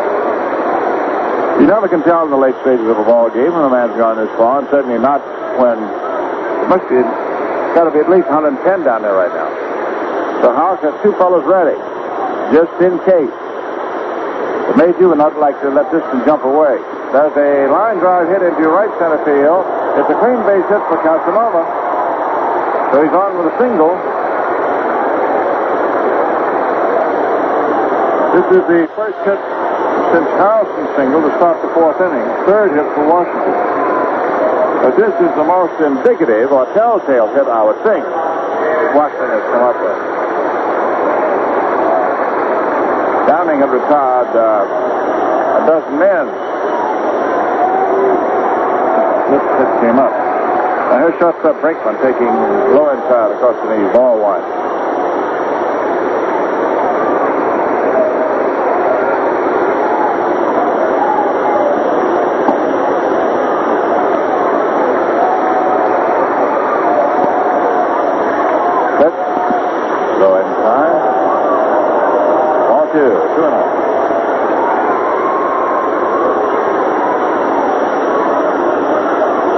Got a wonderful infield here at Washington. It took a couple of years to work it out.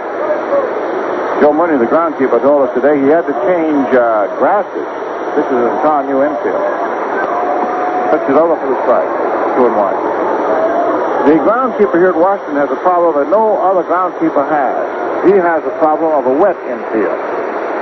When they built this ballpark, they didn't put any pumps or anything else, and they figured the water to drain out into the adjacent Anacostia River, which flows into the Potomac. There's a high foul out of play. And it's only a couple of feet difference. See, they cut part of this they cut the playing field down into the ground here. So when you got a rain and the Anacostia will rise, your water won't drain out. And what do you do with water that won't go away? You got a wet infield. The pitch is outside. Ball 3-2. It's the first time Downing has had serious trouble with his control. Casanova hit a 3-2 pitch.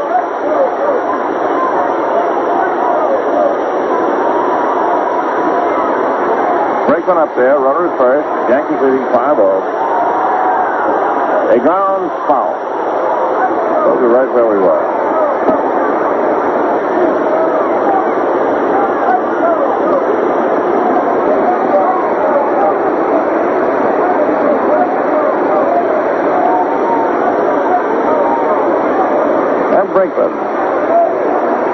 He was signed right off the campus of the University of Cincinnati. Low. And the ball bounces away from Howard, but it's just ball 4. Casanova cannot go any farther than second base, which he is legally and fully entitled to anyhow. So Downing walks his first man. And the Senators, for the first time today, have 2 men on in the same inning.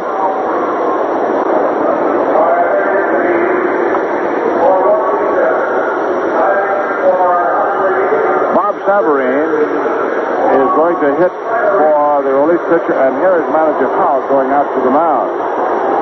And while Houck is on his way to the mound, we won't waste any further time. We will stop for station identification.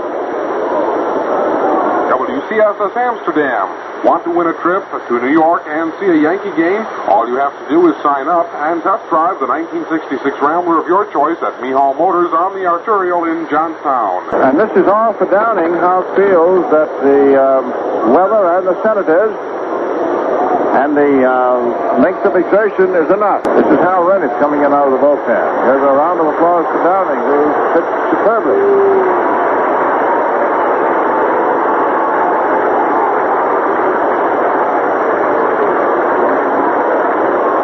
And Jim King, I think, is going to be called on to hit for Savarine.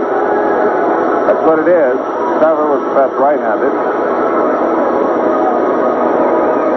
Houck waited.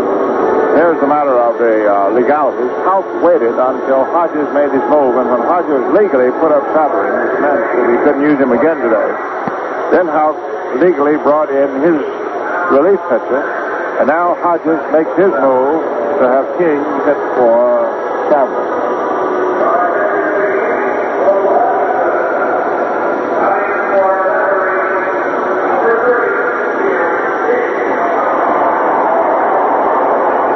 So Hal Rennick, who's been a strong, dominant force in the bullpen, is warming up. It is 5-0 favor of New York. Road Secretary Bruce Henry has a charter bus for us, and as soon as the ball club has showered, boy, they'll shower today. Now, I don't mean that they don't shower all the time, but I mean, today they won't be a one missing. And then we'll go right to the airport and the United Airlines charter, and then to LaGuardia, and then the Yankees have a charter bus onto the stadium. Of course, those who will have family or friends meet them have other ways to transportation. They're free, LaGuardia, to go anywhere they want to. So here is pitch hitter Jim King, veteran outfielder, who has the realistic philosophy. Runners at first and second. Nobody out. Last the eighth. Runner delivers, and King checks the pitch inside. Down back at the batting cage today, somebody said to King, "Oh boy, it's hot today." And he said, "Listen, have you ever, this time of the year, plowed a mule in a tobacco patch?" The fellow said, "No." King said, "Well, I want to tell you, it's hotter there."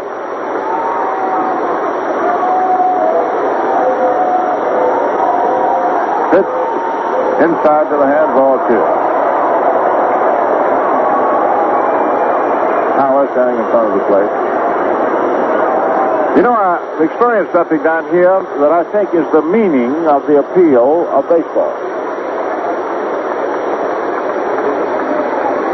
Young man from Windsor, Virginia, brought 6 of his little league fellows with him for the whole series. He's had him here as his guest. And they're well-behaved youngsters who are staying at the same hotel. Pitches inside, ball 2.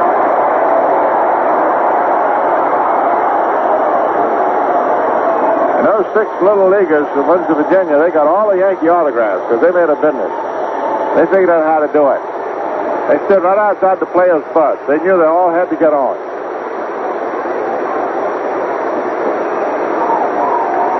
King hits the 2-0 pitch. Ball 4. King walks his loads him up.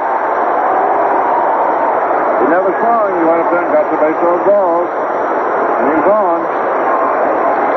So he had a single and 2 walks. The only walks the Senators have gotten. Now here is Fred Valentine, that switch-hitting right fielder, who is coming up against Rennick to hit left-handed. We have 3 men on. Nobody is out. Rennick trying to put this one to bed. Professor Hamilton is up again in the bullpen along with Pete Ramos. Pitch, swung on and missed, curveball. Hamilton has been on the staff Morehead State University. That's where he went to school in Kentucky. He taught there the last 3 winters, and we'll go back again this one. Then it pitches. The ball is popped up. The batter is automatically out. There's the catch by third baseman Fresh. Infield foul, of course, in both. So we have 1 down.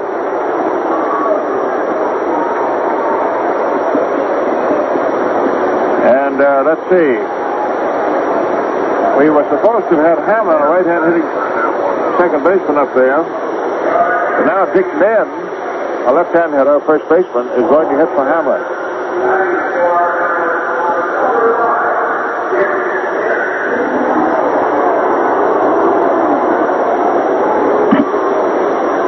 Dick Lynn getting ready. Running ball set. Pitches and then swings and misses at the curve.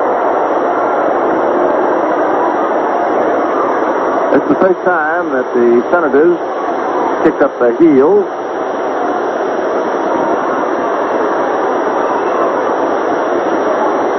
Rennick taking over for Downing. Downing with a very strong pitch as far as he went. Pitch is inside. 5-0 New York. Doubleheader with the White Sox tomorrow goes off at 1 o'clock. Stottlemyre will be in that first game. Peterson in the second. Pizarro and Peters are the pitchers for Chicago. Foul ball back. A little earlier, a couple of hitters back, we started to tell you about this being a perfect circle stadium. It is, except for the fact that right field, right under right field, is a couple of inches shorter. They built in, you can see it if you look, they built in a metal covering case, and underneath it is a complete covering for the field, which is automatic. But it is so made that it covers the football field. It is not of the right dimension for baseball. Otherwise, you'd have the whole outfield a complete circle too. That's the only variation of the circle. The pitch is swung on and missed. And then made a circle with that bat.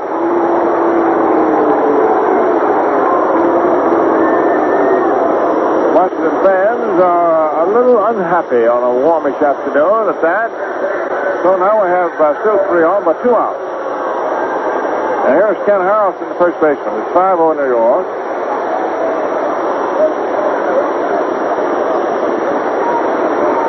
I guess if we said that Rennick is warming to his task, you would understand that that is merely poetic license. If he didn't come out of that bullpen already heated up, I don't know what it would take. Hit low inside. Ball 1. Manner, what do you say, figuratively speaking, warming to his task.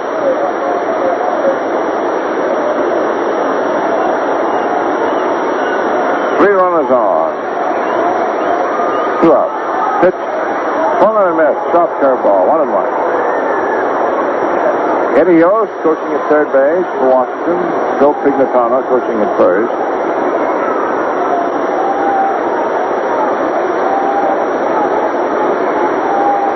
They say that vision is depending entirely about how a person looks at something. And Yost must look at this world from a different angle. He spent most of his life playing third base, the rest of it coaching. His whole outlook is from right that area. 1-1 pitch, swung on and missed, curveball. 1-2. Speaking of a circle, Harrelson walks in a tight circle. There's one player that walks in a tight circle, and I'll never forget it. Stands on my mind more than any other time. You know, when you walk in that tight circle, when you're really disturbed, that was DiMaggio when he got to second base and realized that Al Gianfrido had caught that ball in the left center field bullpen. Ask Joe about it, old timers day here. Rennie takes the sign from Howard. Harrelson waits. There's the pump, the pitch. It's a line drive, base hit into center field. One run comes in. Another one comes in. It's a 5-2 ball game, and the inning is still on.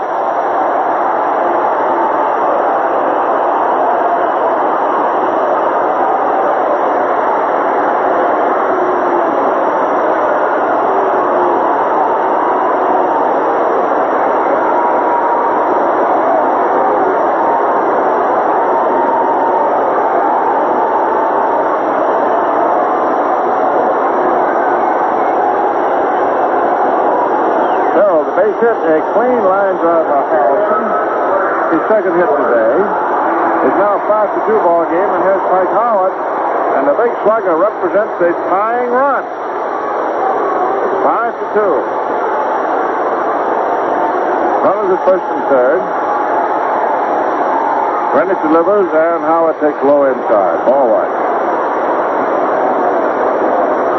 King is the runner over at third base. Ken Harrelson down at first.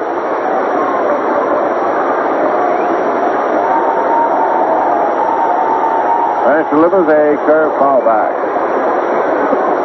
1 ball, 1 strike.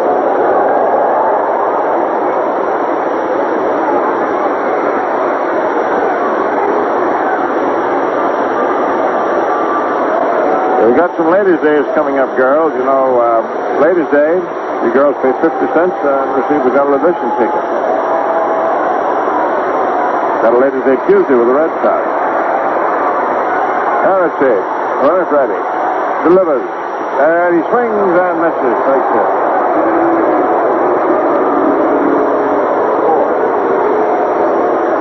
Ladies' Day Tuesday, July 5. Then we got one July 21. Got one July 27. That's the suburban night. So, you girls have got those dates down. Okay, 2 out, last of the 8th inning. This is the game's biggest moment now. Gotten up to this. Rennie's pitch. High. Ball 2. 2-2. Now, this fellow off the plate, as DeRocha would say, could kill you.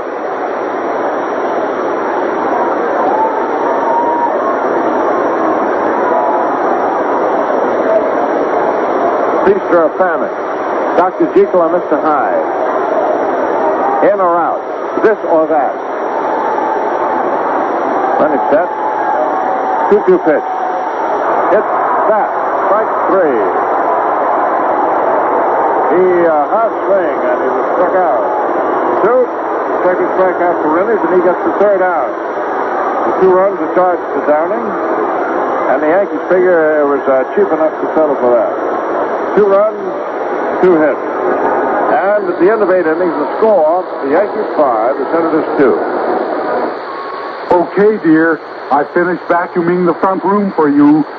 And if I do say so myself, I didn't do a very good job, did I? Oh, it's not your fault, Harry. This vacuum cleaner just doesn't seem to have any pickup. Can't be full already. I just put in a new bag. Well, with all the dirt going into it, maybe some got into the motor and fouled it up. I'll take it apart and check. Wouldn't you know it? We put a nice clean bag in there for the dirt, and it has to go into the motor. How inconsiderate. Inconsiderate? Maybe. But dirt has a way of building up. For example, in the carburetor of your car. Dirt in the throttle plate area can cause stalling, rough idling, wasted gasoline. One way to get rid of that dirt is by using Atlantic Imperial gasoline. It washes away that dirt and keeps on cleaning as you drive. So go clean with Atlantic Imperial, the clean carburetor gasoline.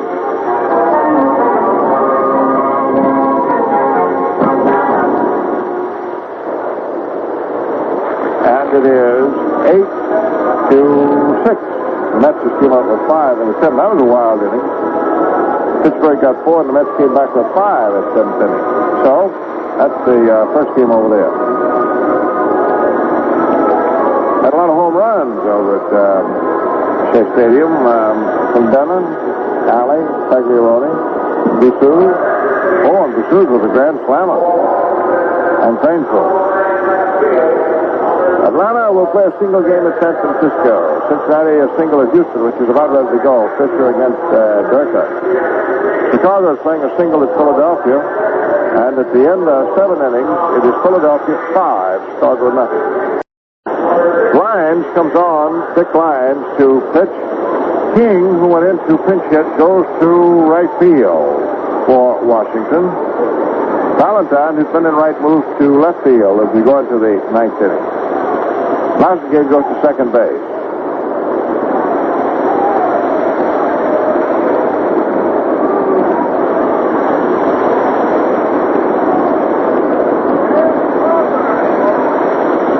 Lyons, left-hander. First man up, Tom Trace. Doubled his last trip. Fouls the pitch off. 1 ball, 1 strike. Dick Lyons, L-I-N-E-S. Spelled just like it sounds.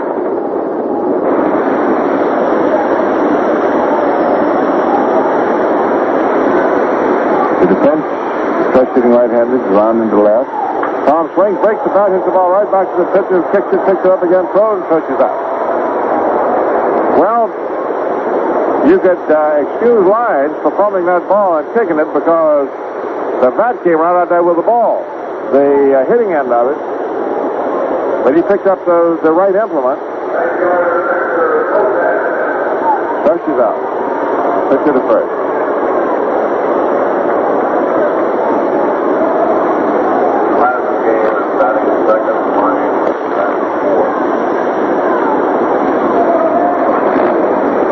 There's Hector Lopez, who's had a home run and a double his last 2 sets. Right-hand batter.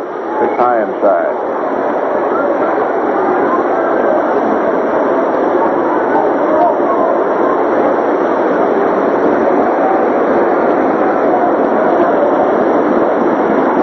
Dick Lyons relieving. Run to left-hander, delivers, and it's foul in the dirt.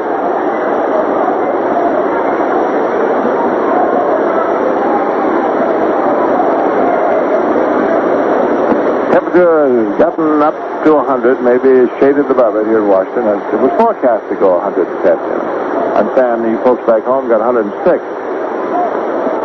Happy July 3. Pitch high outside for a ball. 2-1. But I can tell you about the weather. What Maurice Chevalier said when somebody asked him how it felt to be 75, and he said, consider the alternative.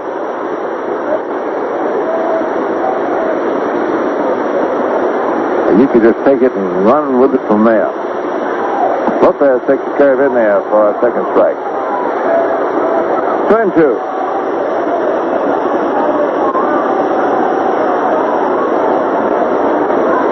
But you know, when you figure it out, it might be a bigger news story if it wasn't so hot here on the 3rd of July. The 2-2 pitch swung on foul. That's back of our newest author, Mr. Frank Cruzetti.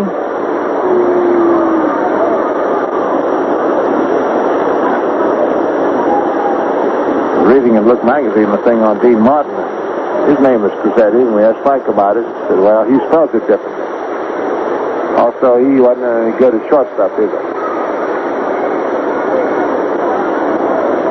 2-2 pitch swung on at a high fly ball out into right field. Here's the veteran King who just went out there after pinch hitting. He's waiting. He has it. The one thing about a baseball here in this complete circular ballpark, you don't get any wind current down, and you see the ball go just the way they hit it. It's a true ball. That's one reason I think you see balls that go up so high here. They'll just go right on up, and they just come right on down.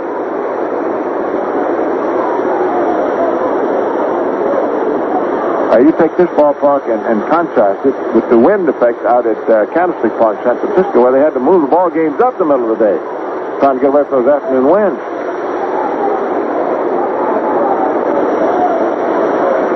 Up now is Ray Barker, Peppercorn out with a sprained ankle. Nobody knows how long he'll be hobbled. Takes a curve for the strike. Ryan's pitch is hit foul, out of play. Back at third base.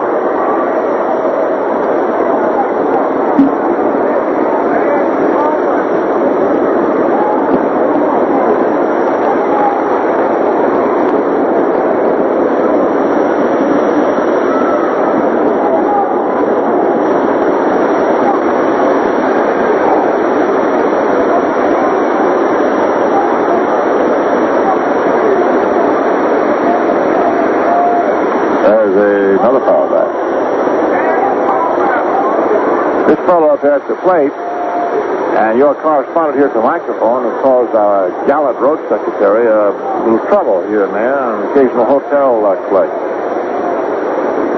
This is Ray Barker. Now in the ways of efficiency in listing a ball club, they put R. Barker.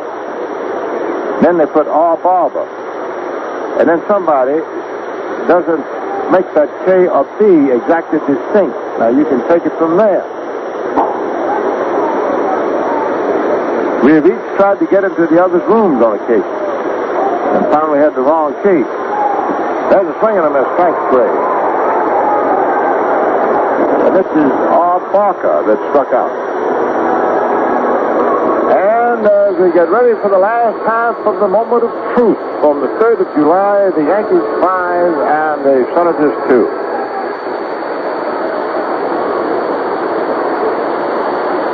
Atlantic Red Ball Dealer Service could make your whole world look brighter, at least from inside your car.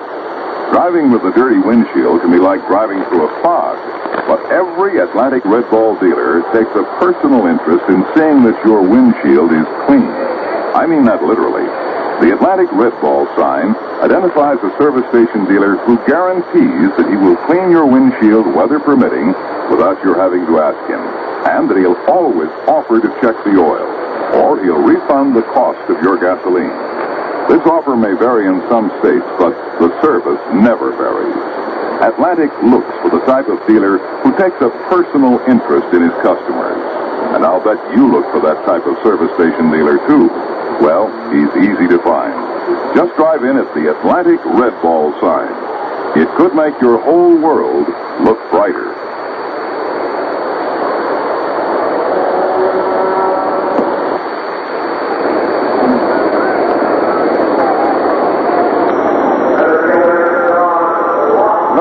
We've had a great series here for Washington. 5 for 5 last night. Fellow started out in the Yankee organization. Fine center fielder. Splendor right-hand batter. Hamilton got the side out. Cost us 2 runs, but he got it out. What he had to do in the 8th inning. And there's a base hit in the left center for Locke. I'd say he's had a big series. He's had 9 hits. 2, 5, and now 2 today.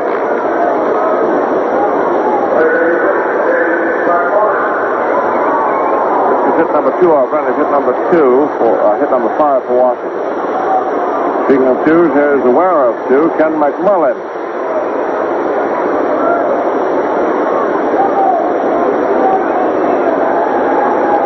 Right-hand batter. Infield and double play that. Infield of Barker, Richardson, Schofield, and Trey.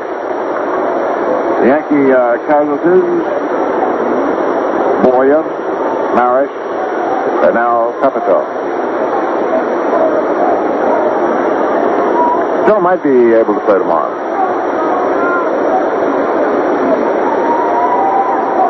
He took a nasty fall yesterday in the Washington dugout going after a foul ball. Pitch is inside. Ball 2, 2-0.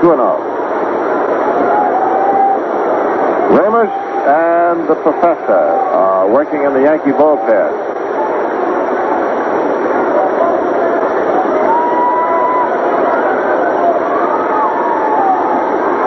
Randy takes his glasses off. Mops them.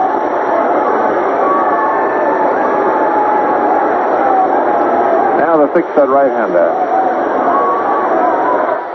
Comes ready. Delivers. Over for the strike. 2-1.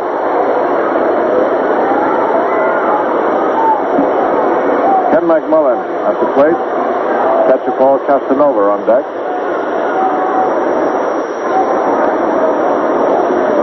Yankees 5, Senators 2.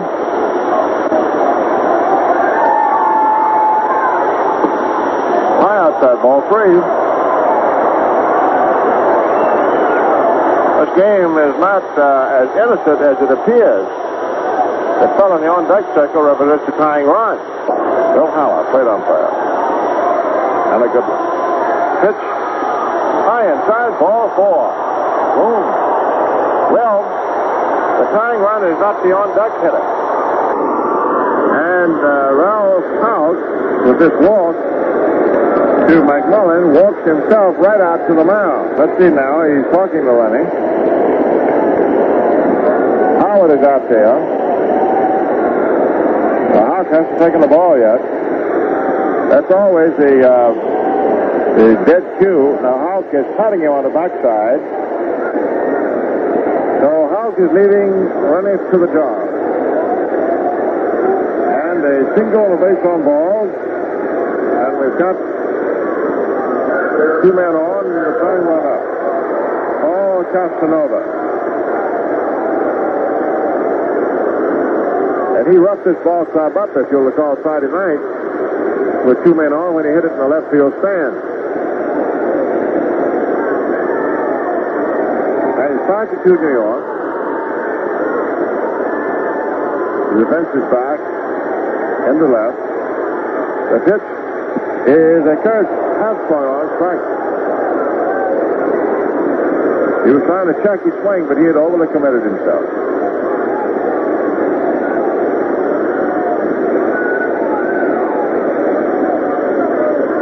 Nothing in one. Walk at second, McMullen at first. Ready? At the belt. Delivers, and it's a curve over. It's all strike 2. He's slowed up on it.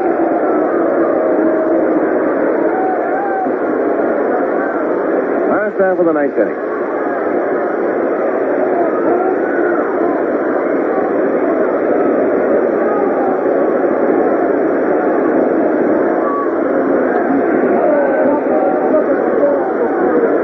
Casanova, right-hand hitter, after being out, steps in. Ready? Steps on the rubber. Is accepting the sign from Howard. Now comes set. Routine check of the lead runner at second. The pitch, high outside, ball 1. 1-2. Nobody out.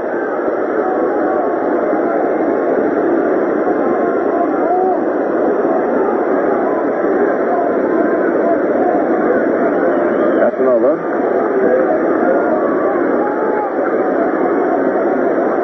Now ready. Now the stretch. Here we go. Inside, under the hands, ball 2. Fastball, 2-2.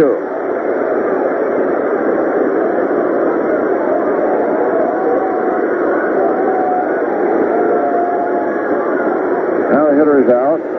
Still out. Now he's in. Lennox ignores him for the moment.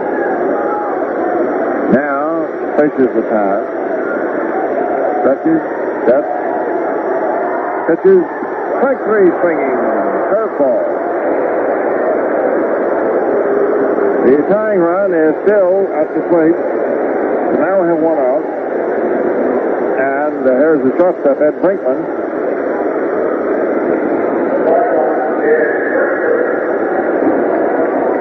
Yankee infield remains a double play depth. That was a big pitch just then.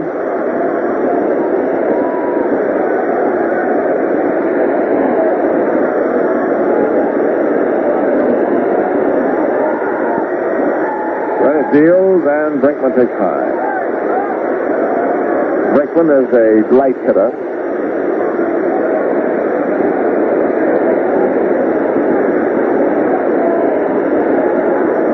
Rogers has to stay with him or break up his infield. The pitch hitter on deck was a relief pitcher line. Now let's see what Ruddick does. He pitches, and Brinkman fouls it into the right field side. A lengthy foul.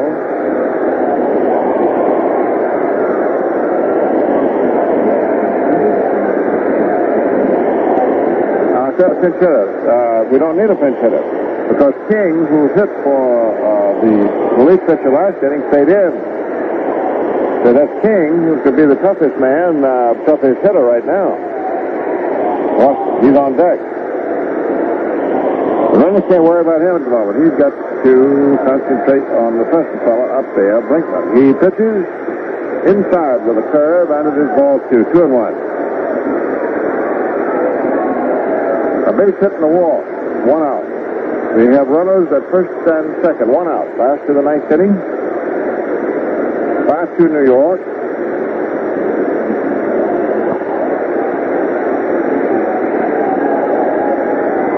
Right-handed delivers, and Brinkman swings as a fly ball hit out to deep left center field. Mattles going back, way back, and the ball is a home run.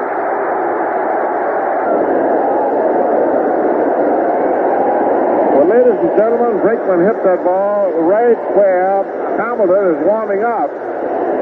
And Hawk says, okay, that's symbolic enough for me. Let Hamilton come on and pitch.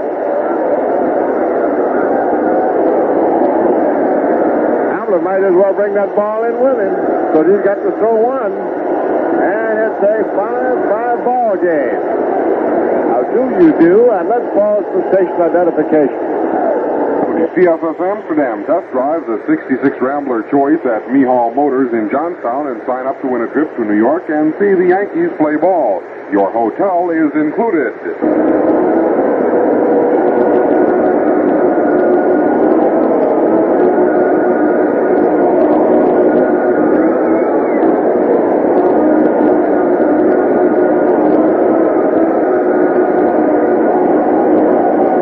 Steve Hamlin walks to the mound. The professor automatically, immediately, at this instant becomes the pitcher of record.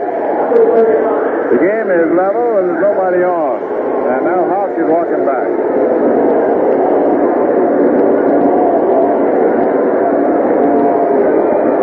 I think there was an announcer that said something about Brinkman was a late-hitting shortstop. And that Hodges had to stay with him to keep from breaking up his infield. Well, he stayed with him and broke up the ball game.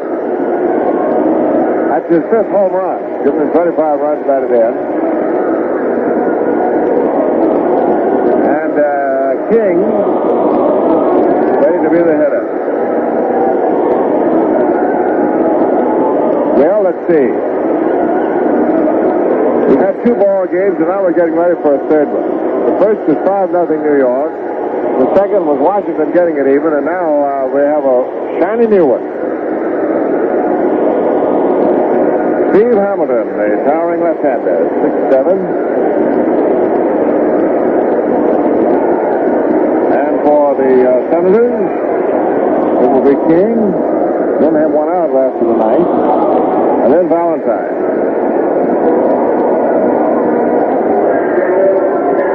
Gurney, 1 in the 3rd inning. 3 runs short to him, of course.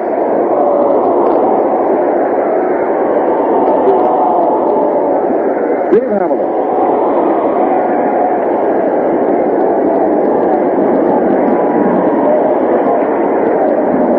All left-handed delivers. King, a left-hand hitter, swings at the curve, doesn't get it. This is the 20th ball game for Hamilton. He's 5-1 for the year. This is low outside. Doesn't look. Oh, well. Washington has won 4 out of 6 games from New York. They gained game in this short series. Now everything is even. This one is 5-5. High inside on the hand. Ball 2. 2 balls, 1 strike. Jim King. He pitched hit and was walked last inning. He was the first fellow to face runners. He's the first fellow to face Hamilton. Swings up the curve. Like 2. 2-2. 2 balls, 2 strikes. Not over to the home run. Lopez had hit a home run. Howard had hit a home run. And then this from the shortstop, even what those three had done with one swing when he had a home run with 2 outs. Hamilton, the third New York pitcher, delivers, and King hits a line drive right to first baseman Barker, who holds it in fair ground right just inside the line for the out. 2 down, and the batter is Fred Valentine. Started in right field, now in left, is a switch hitting outfielder, and he's batting right-handed against Hamilton.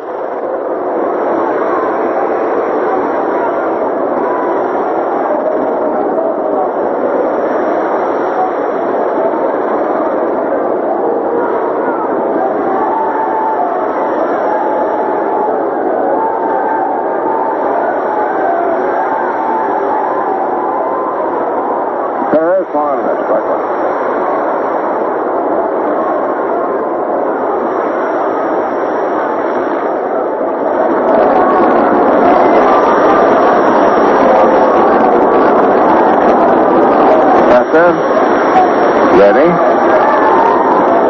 Delivers a high fly ball into not too deep left. There's White coming in. He is under it. And he has it. So, we go to the 10th inning.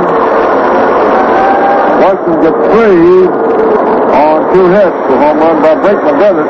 Single and a walk. And the score at the end of 9. The Yankees 5 and the Senators 5. In the National League, at the end of 8, it is Pittsburgh 8 and New York 7. They had a wild 7th inning in the stadium. 4 for the Pirates, and the Mets came right back with 5, featuring a grand slam by Brissett. Scofield first up in the 10th inning against Dick Lyons, and it's his ball game to win or lose. Takes the pitch low, ball 1. In the St. Louis, Los Angeles single, Jasper against Drysdale. Scofield takes the strike. He's batting right-handed. Atlanta, San Francisco, Cloninger goes against Gillis, single game. Cincinnati, a Houston single. In the 2nd inning, 1-0 favor the Reds. End of 8th inning single, Philadelphia 6, Chicago nothing. Scofield swings, misses, strike 2. You're up to date. The other ball games, you're up to date on this one.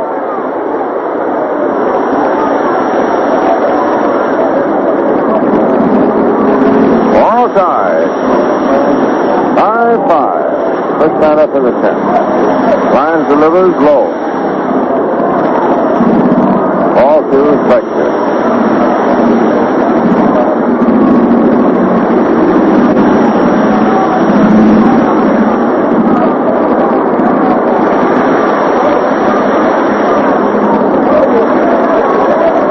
Dick Lyons has a high fly ball hit out into left center field. Back to Valentine. Left fielder makes the shot. 1 out. Top of the 10th. And Topatone is coming up to hit for Hamilton. Bad ankle and no.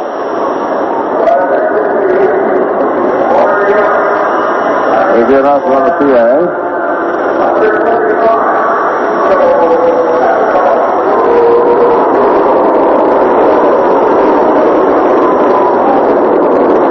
Hamilton was called on to get 2 outs, and he did. Now Pepitone is hitting. House, of course, on the offense, trying to get a score. 5-5 ball game. Pepitone swings and misses at the curve.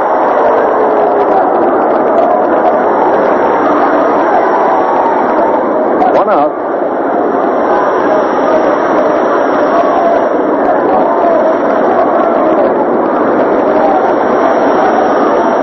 Left-hander deals, and Pepitone nubs it. It's a pop fly to the pitcher, who ran almost to second base. Nice catch by Lyons. Pepitone is out.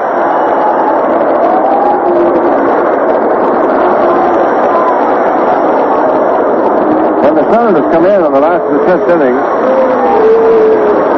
it'll be Blasey game, Howard to release pitcher spot. Then Locke. The 2, 3, 4-5 spot. The relief pitch is in there now. Here's White hitting right-handed. Roy's been on twice with walks. Takes care of him for a strike. 2 outs. Top of the 10th.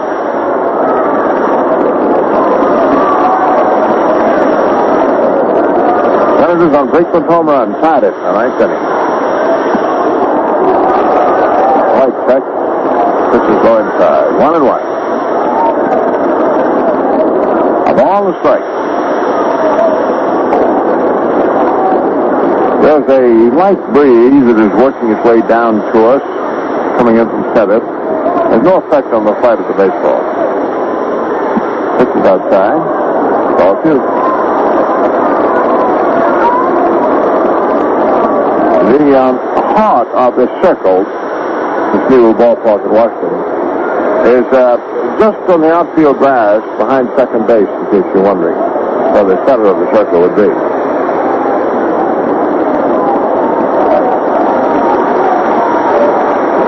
Two-run pitch. Low, ball 3. At the end of baseball season, and this is all by design, great sections of the stands are moved, shifted for football. So this is a stadium that is made and is worked out in actuality. They're both major sports. 3-1 pitch, swung on a hot one down the third by Muller, knocks it down, throws over to first, and White is out.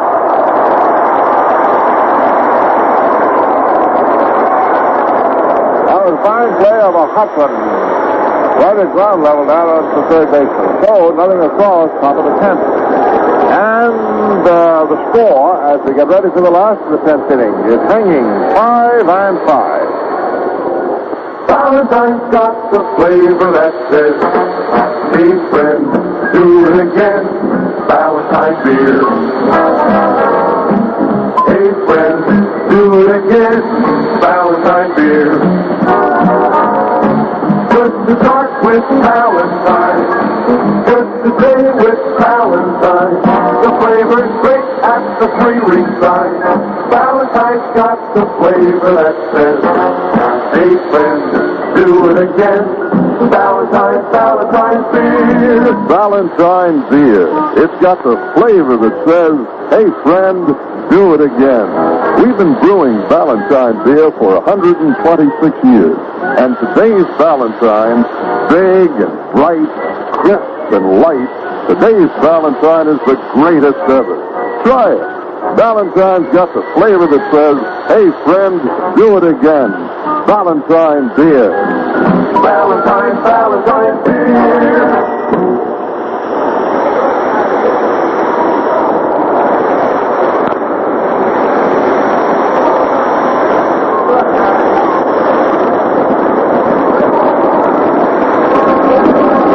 Number 14 for the Yankees, Pedro Ramos. It's his ball game now to win or lose. And Ramos will be pitching to Blasingame, veteran left-hand hitting second baseman.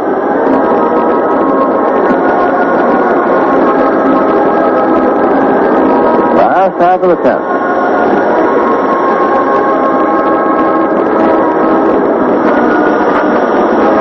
Well, let's get out the stats now on the Cuban Cowboy. This will be his 31st ball game. He's 0-5. He first began his pitching right here in this town, in the old ballpark, Gifford Stadium.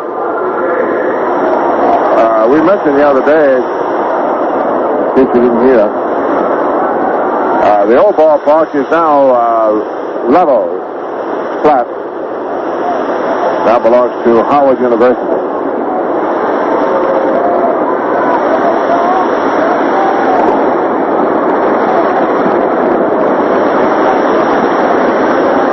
Don Blasingame, 7-10 hitter.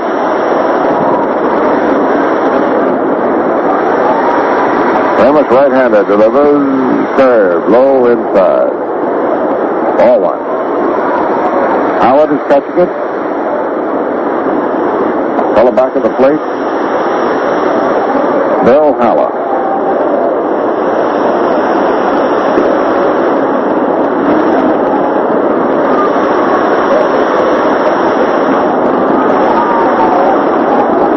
That's 2 steps toward right. Outside. He bunts, and it is foul. It is 100 degrees, official temperature in Washington. The groundskeeper who has measured it repeatedly says that you can add 10 to that to get the temperature on the diamond itself. That's 110 down there. I hesitate on such an afternoon. I know it's 106 back in New York to say it's a hot ball game. So I believe you could really say that and stand on it. There's 1-1 pitch. No outside.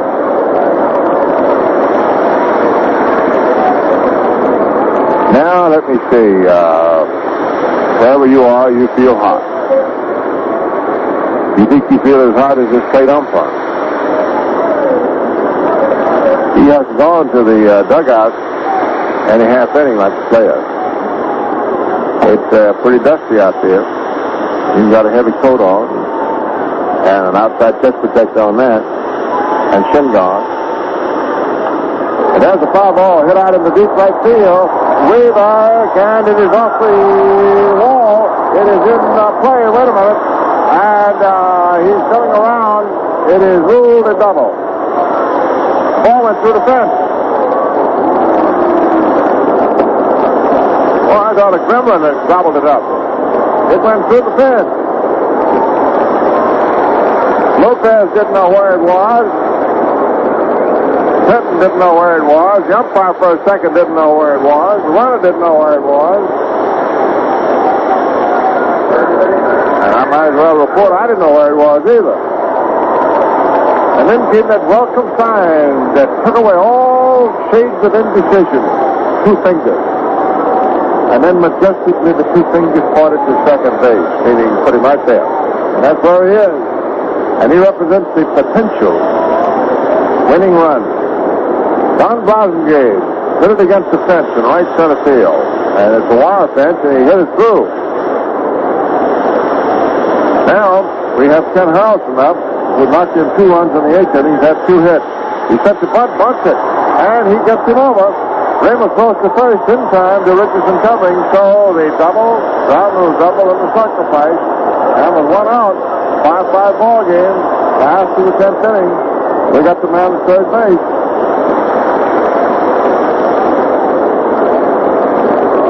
This has been a pretty good day down here. Mantle started off with his 8th home run since Tuesday night. And it looked as though the way Dowling was going, it might be sort of a laugh or a affair. But now we have Dick Phillips coming up to pinch hit. Winning runs to third. Now the Yankees, I don't know, they can put all as many as they want to, as long as they're only limited to 2 more. The infield is up, and they're going to pitch to it, but very carefully. Dick Phillips, left-handed batter.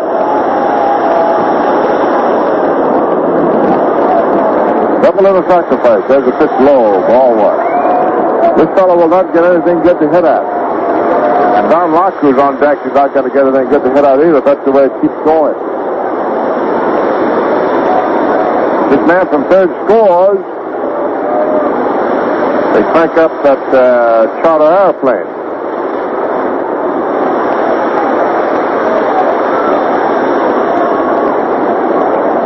The pitch over for the strike.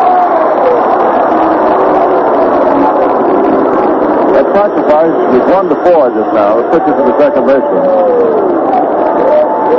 Phillips is hitting for relief pitcher Lyons. Last of the 10th inning. Ramos now has got 1 foot right up to the knee in the pickle that. Infield, the Barker, Richardson, Schofield, Fresh is up at the inside grass. Runner at third, leading down. The pitch is swung on and fouled off. The chest protector, Pedro Pahala.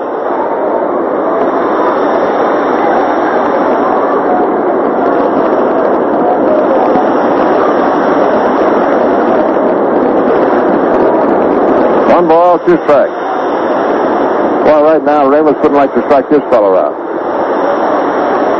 Not much. And you think that's not what he's going to try to do?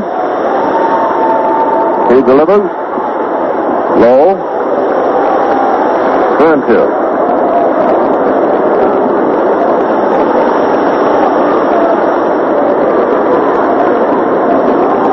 Ramos going to the peak of his cap. Rubs his chin. Imagine the whole Washington bench is howling Cuban palm ball. There's Pedro rubbing at his fingers. Now the hitter steps out. I know they're howling because there's a plate umpire looking over at the Washington bench. Okay. Running down off third, the infield in. The 2-2 pitch is full strike three on the outside. And now the pinch hitter is broadcasting it across the face to yours truly. And now Haller takes off his mask and says, young man. And that is a big second out.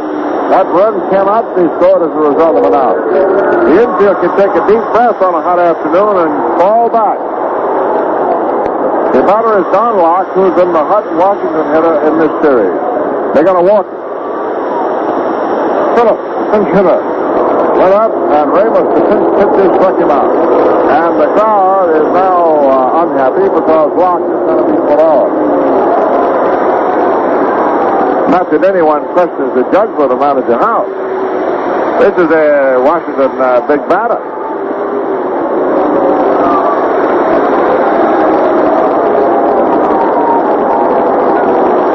Is pointing wide. Ramos is already throwing two wide ones. I tried to say that he's going to throw to where Locke couldn't hit it with a 10-foot pole. Ball three. And that reminds us of the great gag of the late Ed Wynn. Went around with an 11-foot pole.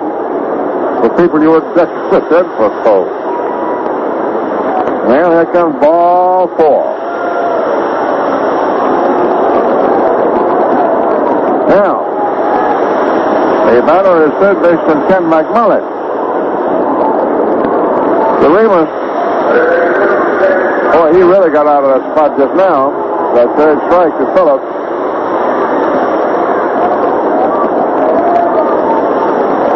His umpire Ziggy Sears, umpire in the National League. Been dead quite a while. Very good friend to me. I first spoke in. We roomed together, in fact, the first road trip I ever took north of the ball club. The road secretary said, well, we got an umpire, and we got to get him out there, let's put them together. In fact, when you barnstormed back, it took 2 weeks. Played the big cities. Used to say about the, you know what they said, like, said to hit, is anything good for me to call is good for you to hit at? Especially with 2 strikes on you. Now, Ramos pitches low outside to McMullen, right-hand batter, ball one. Runners at first and third. 5-5 ball game to Cincinnati. Brickman home run tied it up in the ninth. Dunham's got 2 in the 8th, 3 in the 9th. There's a swing and a miss to the curve. Ball on the strike.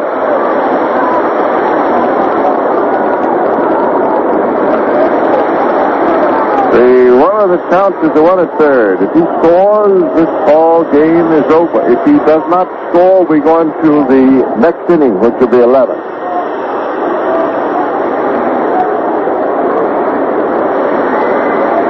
Ramos is pitching from his set position. He wants that man to stay at first base.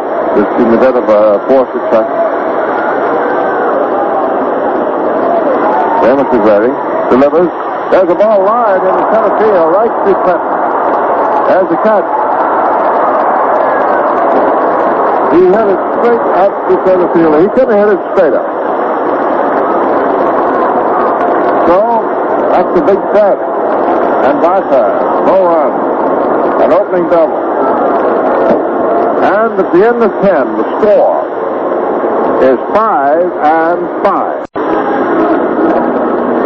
Ronnie Klein has now come on. Big right-handed veteran relief man. Ronnie Klein. Big ball game to win or lose. And let's see now about Brother Klein as he seasons the ballistic burden. He has won 4 and lost 2. This will be his 27th ball game.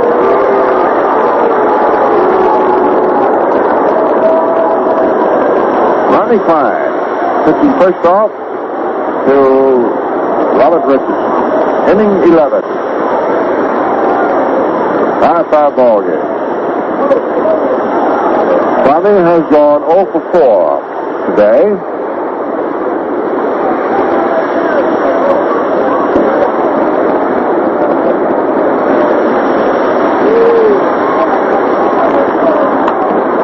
It's high, deep out to left field. It is a home run.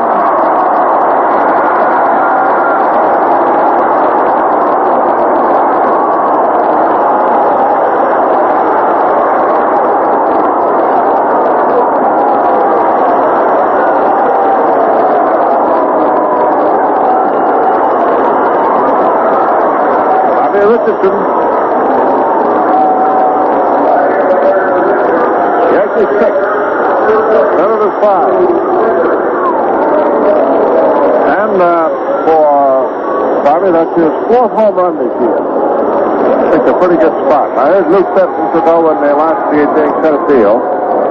Right-hand batter takes high inside, ball one. The Klein got a warm reception, as we say. Literally and figuratively. There's a ball hit out to center. Block going back, and he makes the catch for the out. Now we have one down. Flip, flying out. And Austin Howard. And that big, long, heavy bat. He uses the heavy foot on the ball club, stepping in.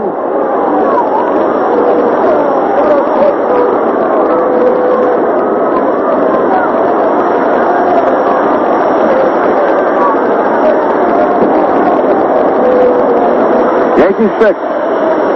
Senators 5. This is in. Mantle hit a home run. Lopez hit a home run. Howard has hit a home run. Now this home run by Bobby, that's 4 today. Mantle alone has hit 8 starting Tuesday night. He only missed the Thursday game at Boston. So he hadn't hit one on this trip. Howard takes the pitch to strike 2. 0-2.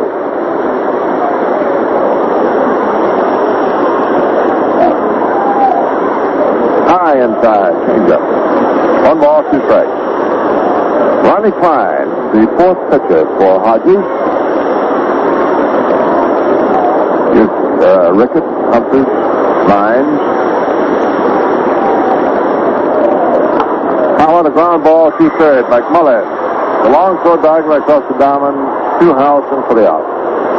2 down, top of the 11.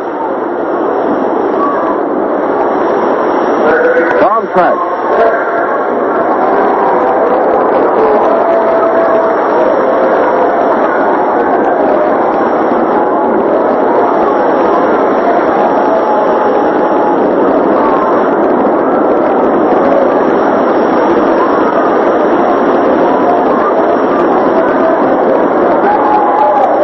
Left-handed, pitch from the outside. Ball 1.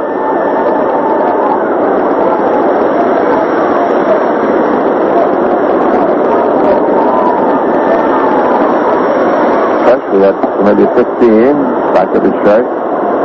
Fine goes into the shoveling windup, delivers, and Fresh hits a high fly ball into short right field. King coming on.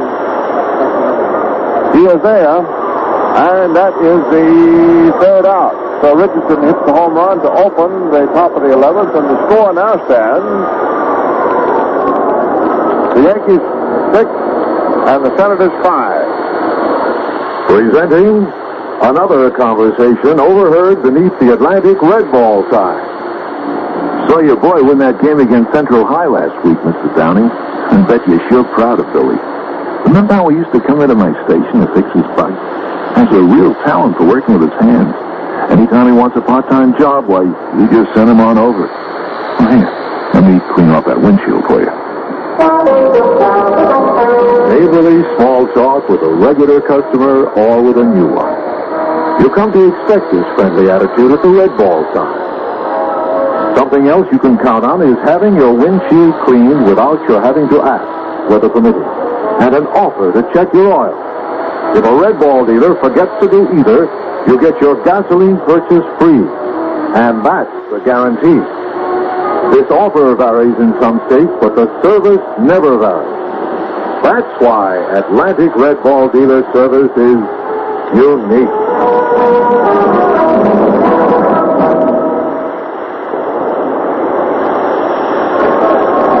Caldwell and Friend are the pitchers for the second game at Shea Stadium. Single game, St. Louis to L.A. At the end of an inning, it is scoreless. Atlanta just opened up for 7 innings at San Francisco. First inning home run by Torrey and a grand slammer by Cloninger, the pitcher. Hello, Herman Frank. In the fourth inning, single game, Cincinnati 1, Houston nothing. And Philadelphia beat the Cubs in the single game 6-2. Now we got you up to date and for Washington as we go into the last half of the 11th inning. The first man up is catcher Casanova. There's Ramos, who hadn't won a game this year, and this is his to win if he can hold it. It's 6-5 New York. Casanova swings a line drive into left field. Base hit. It's a long single. White throwing into second base. Well, Casanova comes up with his second hit. And here's Brinkman, whose home run in the ninth inning tied it.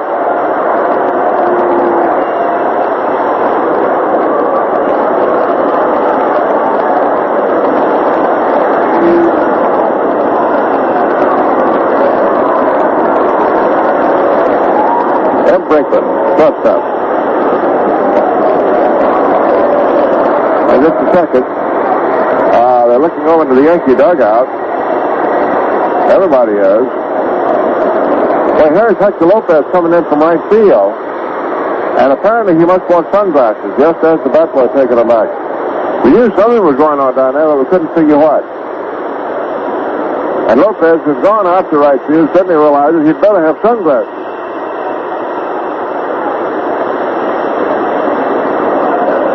Casanova at first base.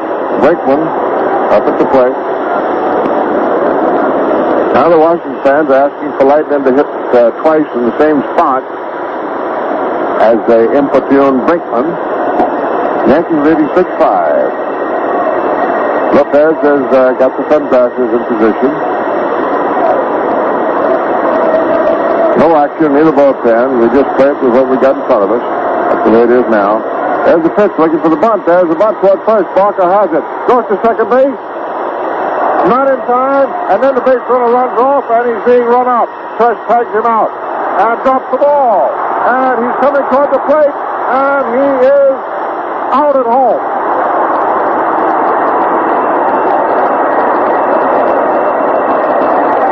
Oh, boy. Now Hart is running down to third base. And the Yankees are claiming that they had him out. Did he run out of the base run coming into third? Here was the bunt. Brinkman laid the bunt, and Walker, the first baseman, grabbed the ball and threw it down to the shortstop, Schofield at second, and the throw was too late. Casanova was called safe by the second base umpire, but Casanova had lost his balance. He didn't slide, and he overran the bag. So then he just kept on going for third because he was no longer safe at second. And they threw the ball down the stretch. Shortstop Schofield did, and as Trush tagged him well outside third base, the ball came out of Trush's hands and rolled across the third base foul line.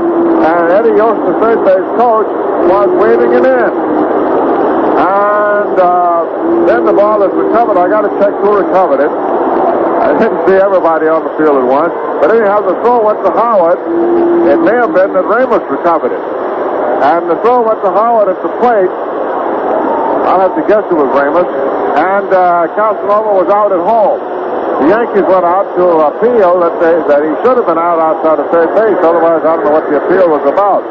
But he's out. Casanova is finally out at home after living a charmed life. He was first safe at second, then safe at third, and finally out at home. It is still a 6-5 ball game.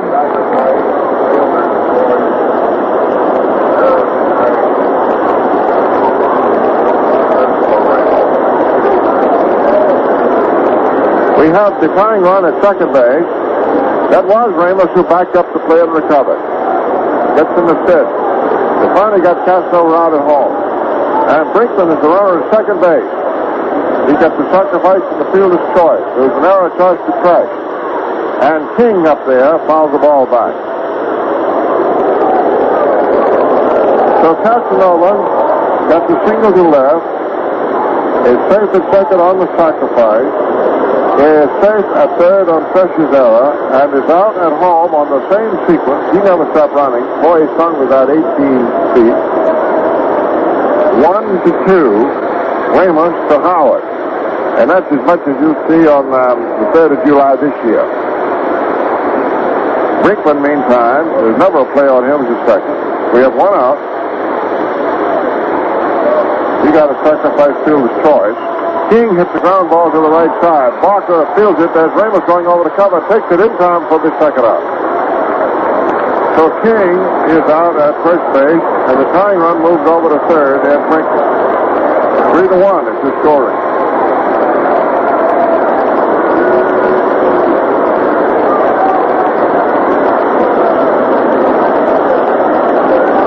Howard is out talking to Ramos. Ramos got out of an awful jam in the 10th inning. And here's Fred Valentine. With two men out, Valentine, a switch hitter, will be batting left-handed. Ramos now pumping, delivers. Valentine hits the ground ball to the right side. Richardson up with it. Over to first. The game's over.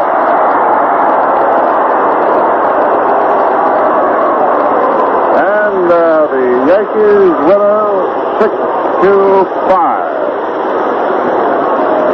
The total for New York to win the odd game of the series. And now you have split this week at Boston and here. 3-3. The Yankees 6 runs, 8 hits and 2 errors. And I noticed the Yankees walking off the field, boys. They're not running, they're walking off. They won it, but they're still walking off. This was a day. And for Washington, 5 runs, 8 hits and no errors. Ramos gets his first win of the year. He's now 1-5.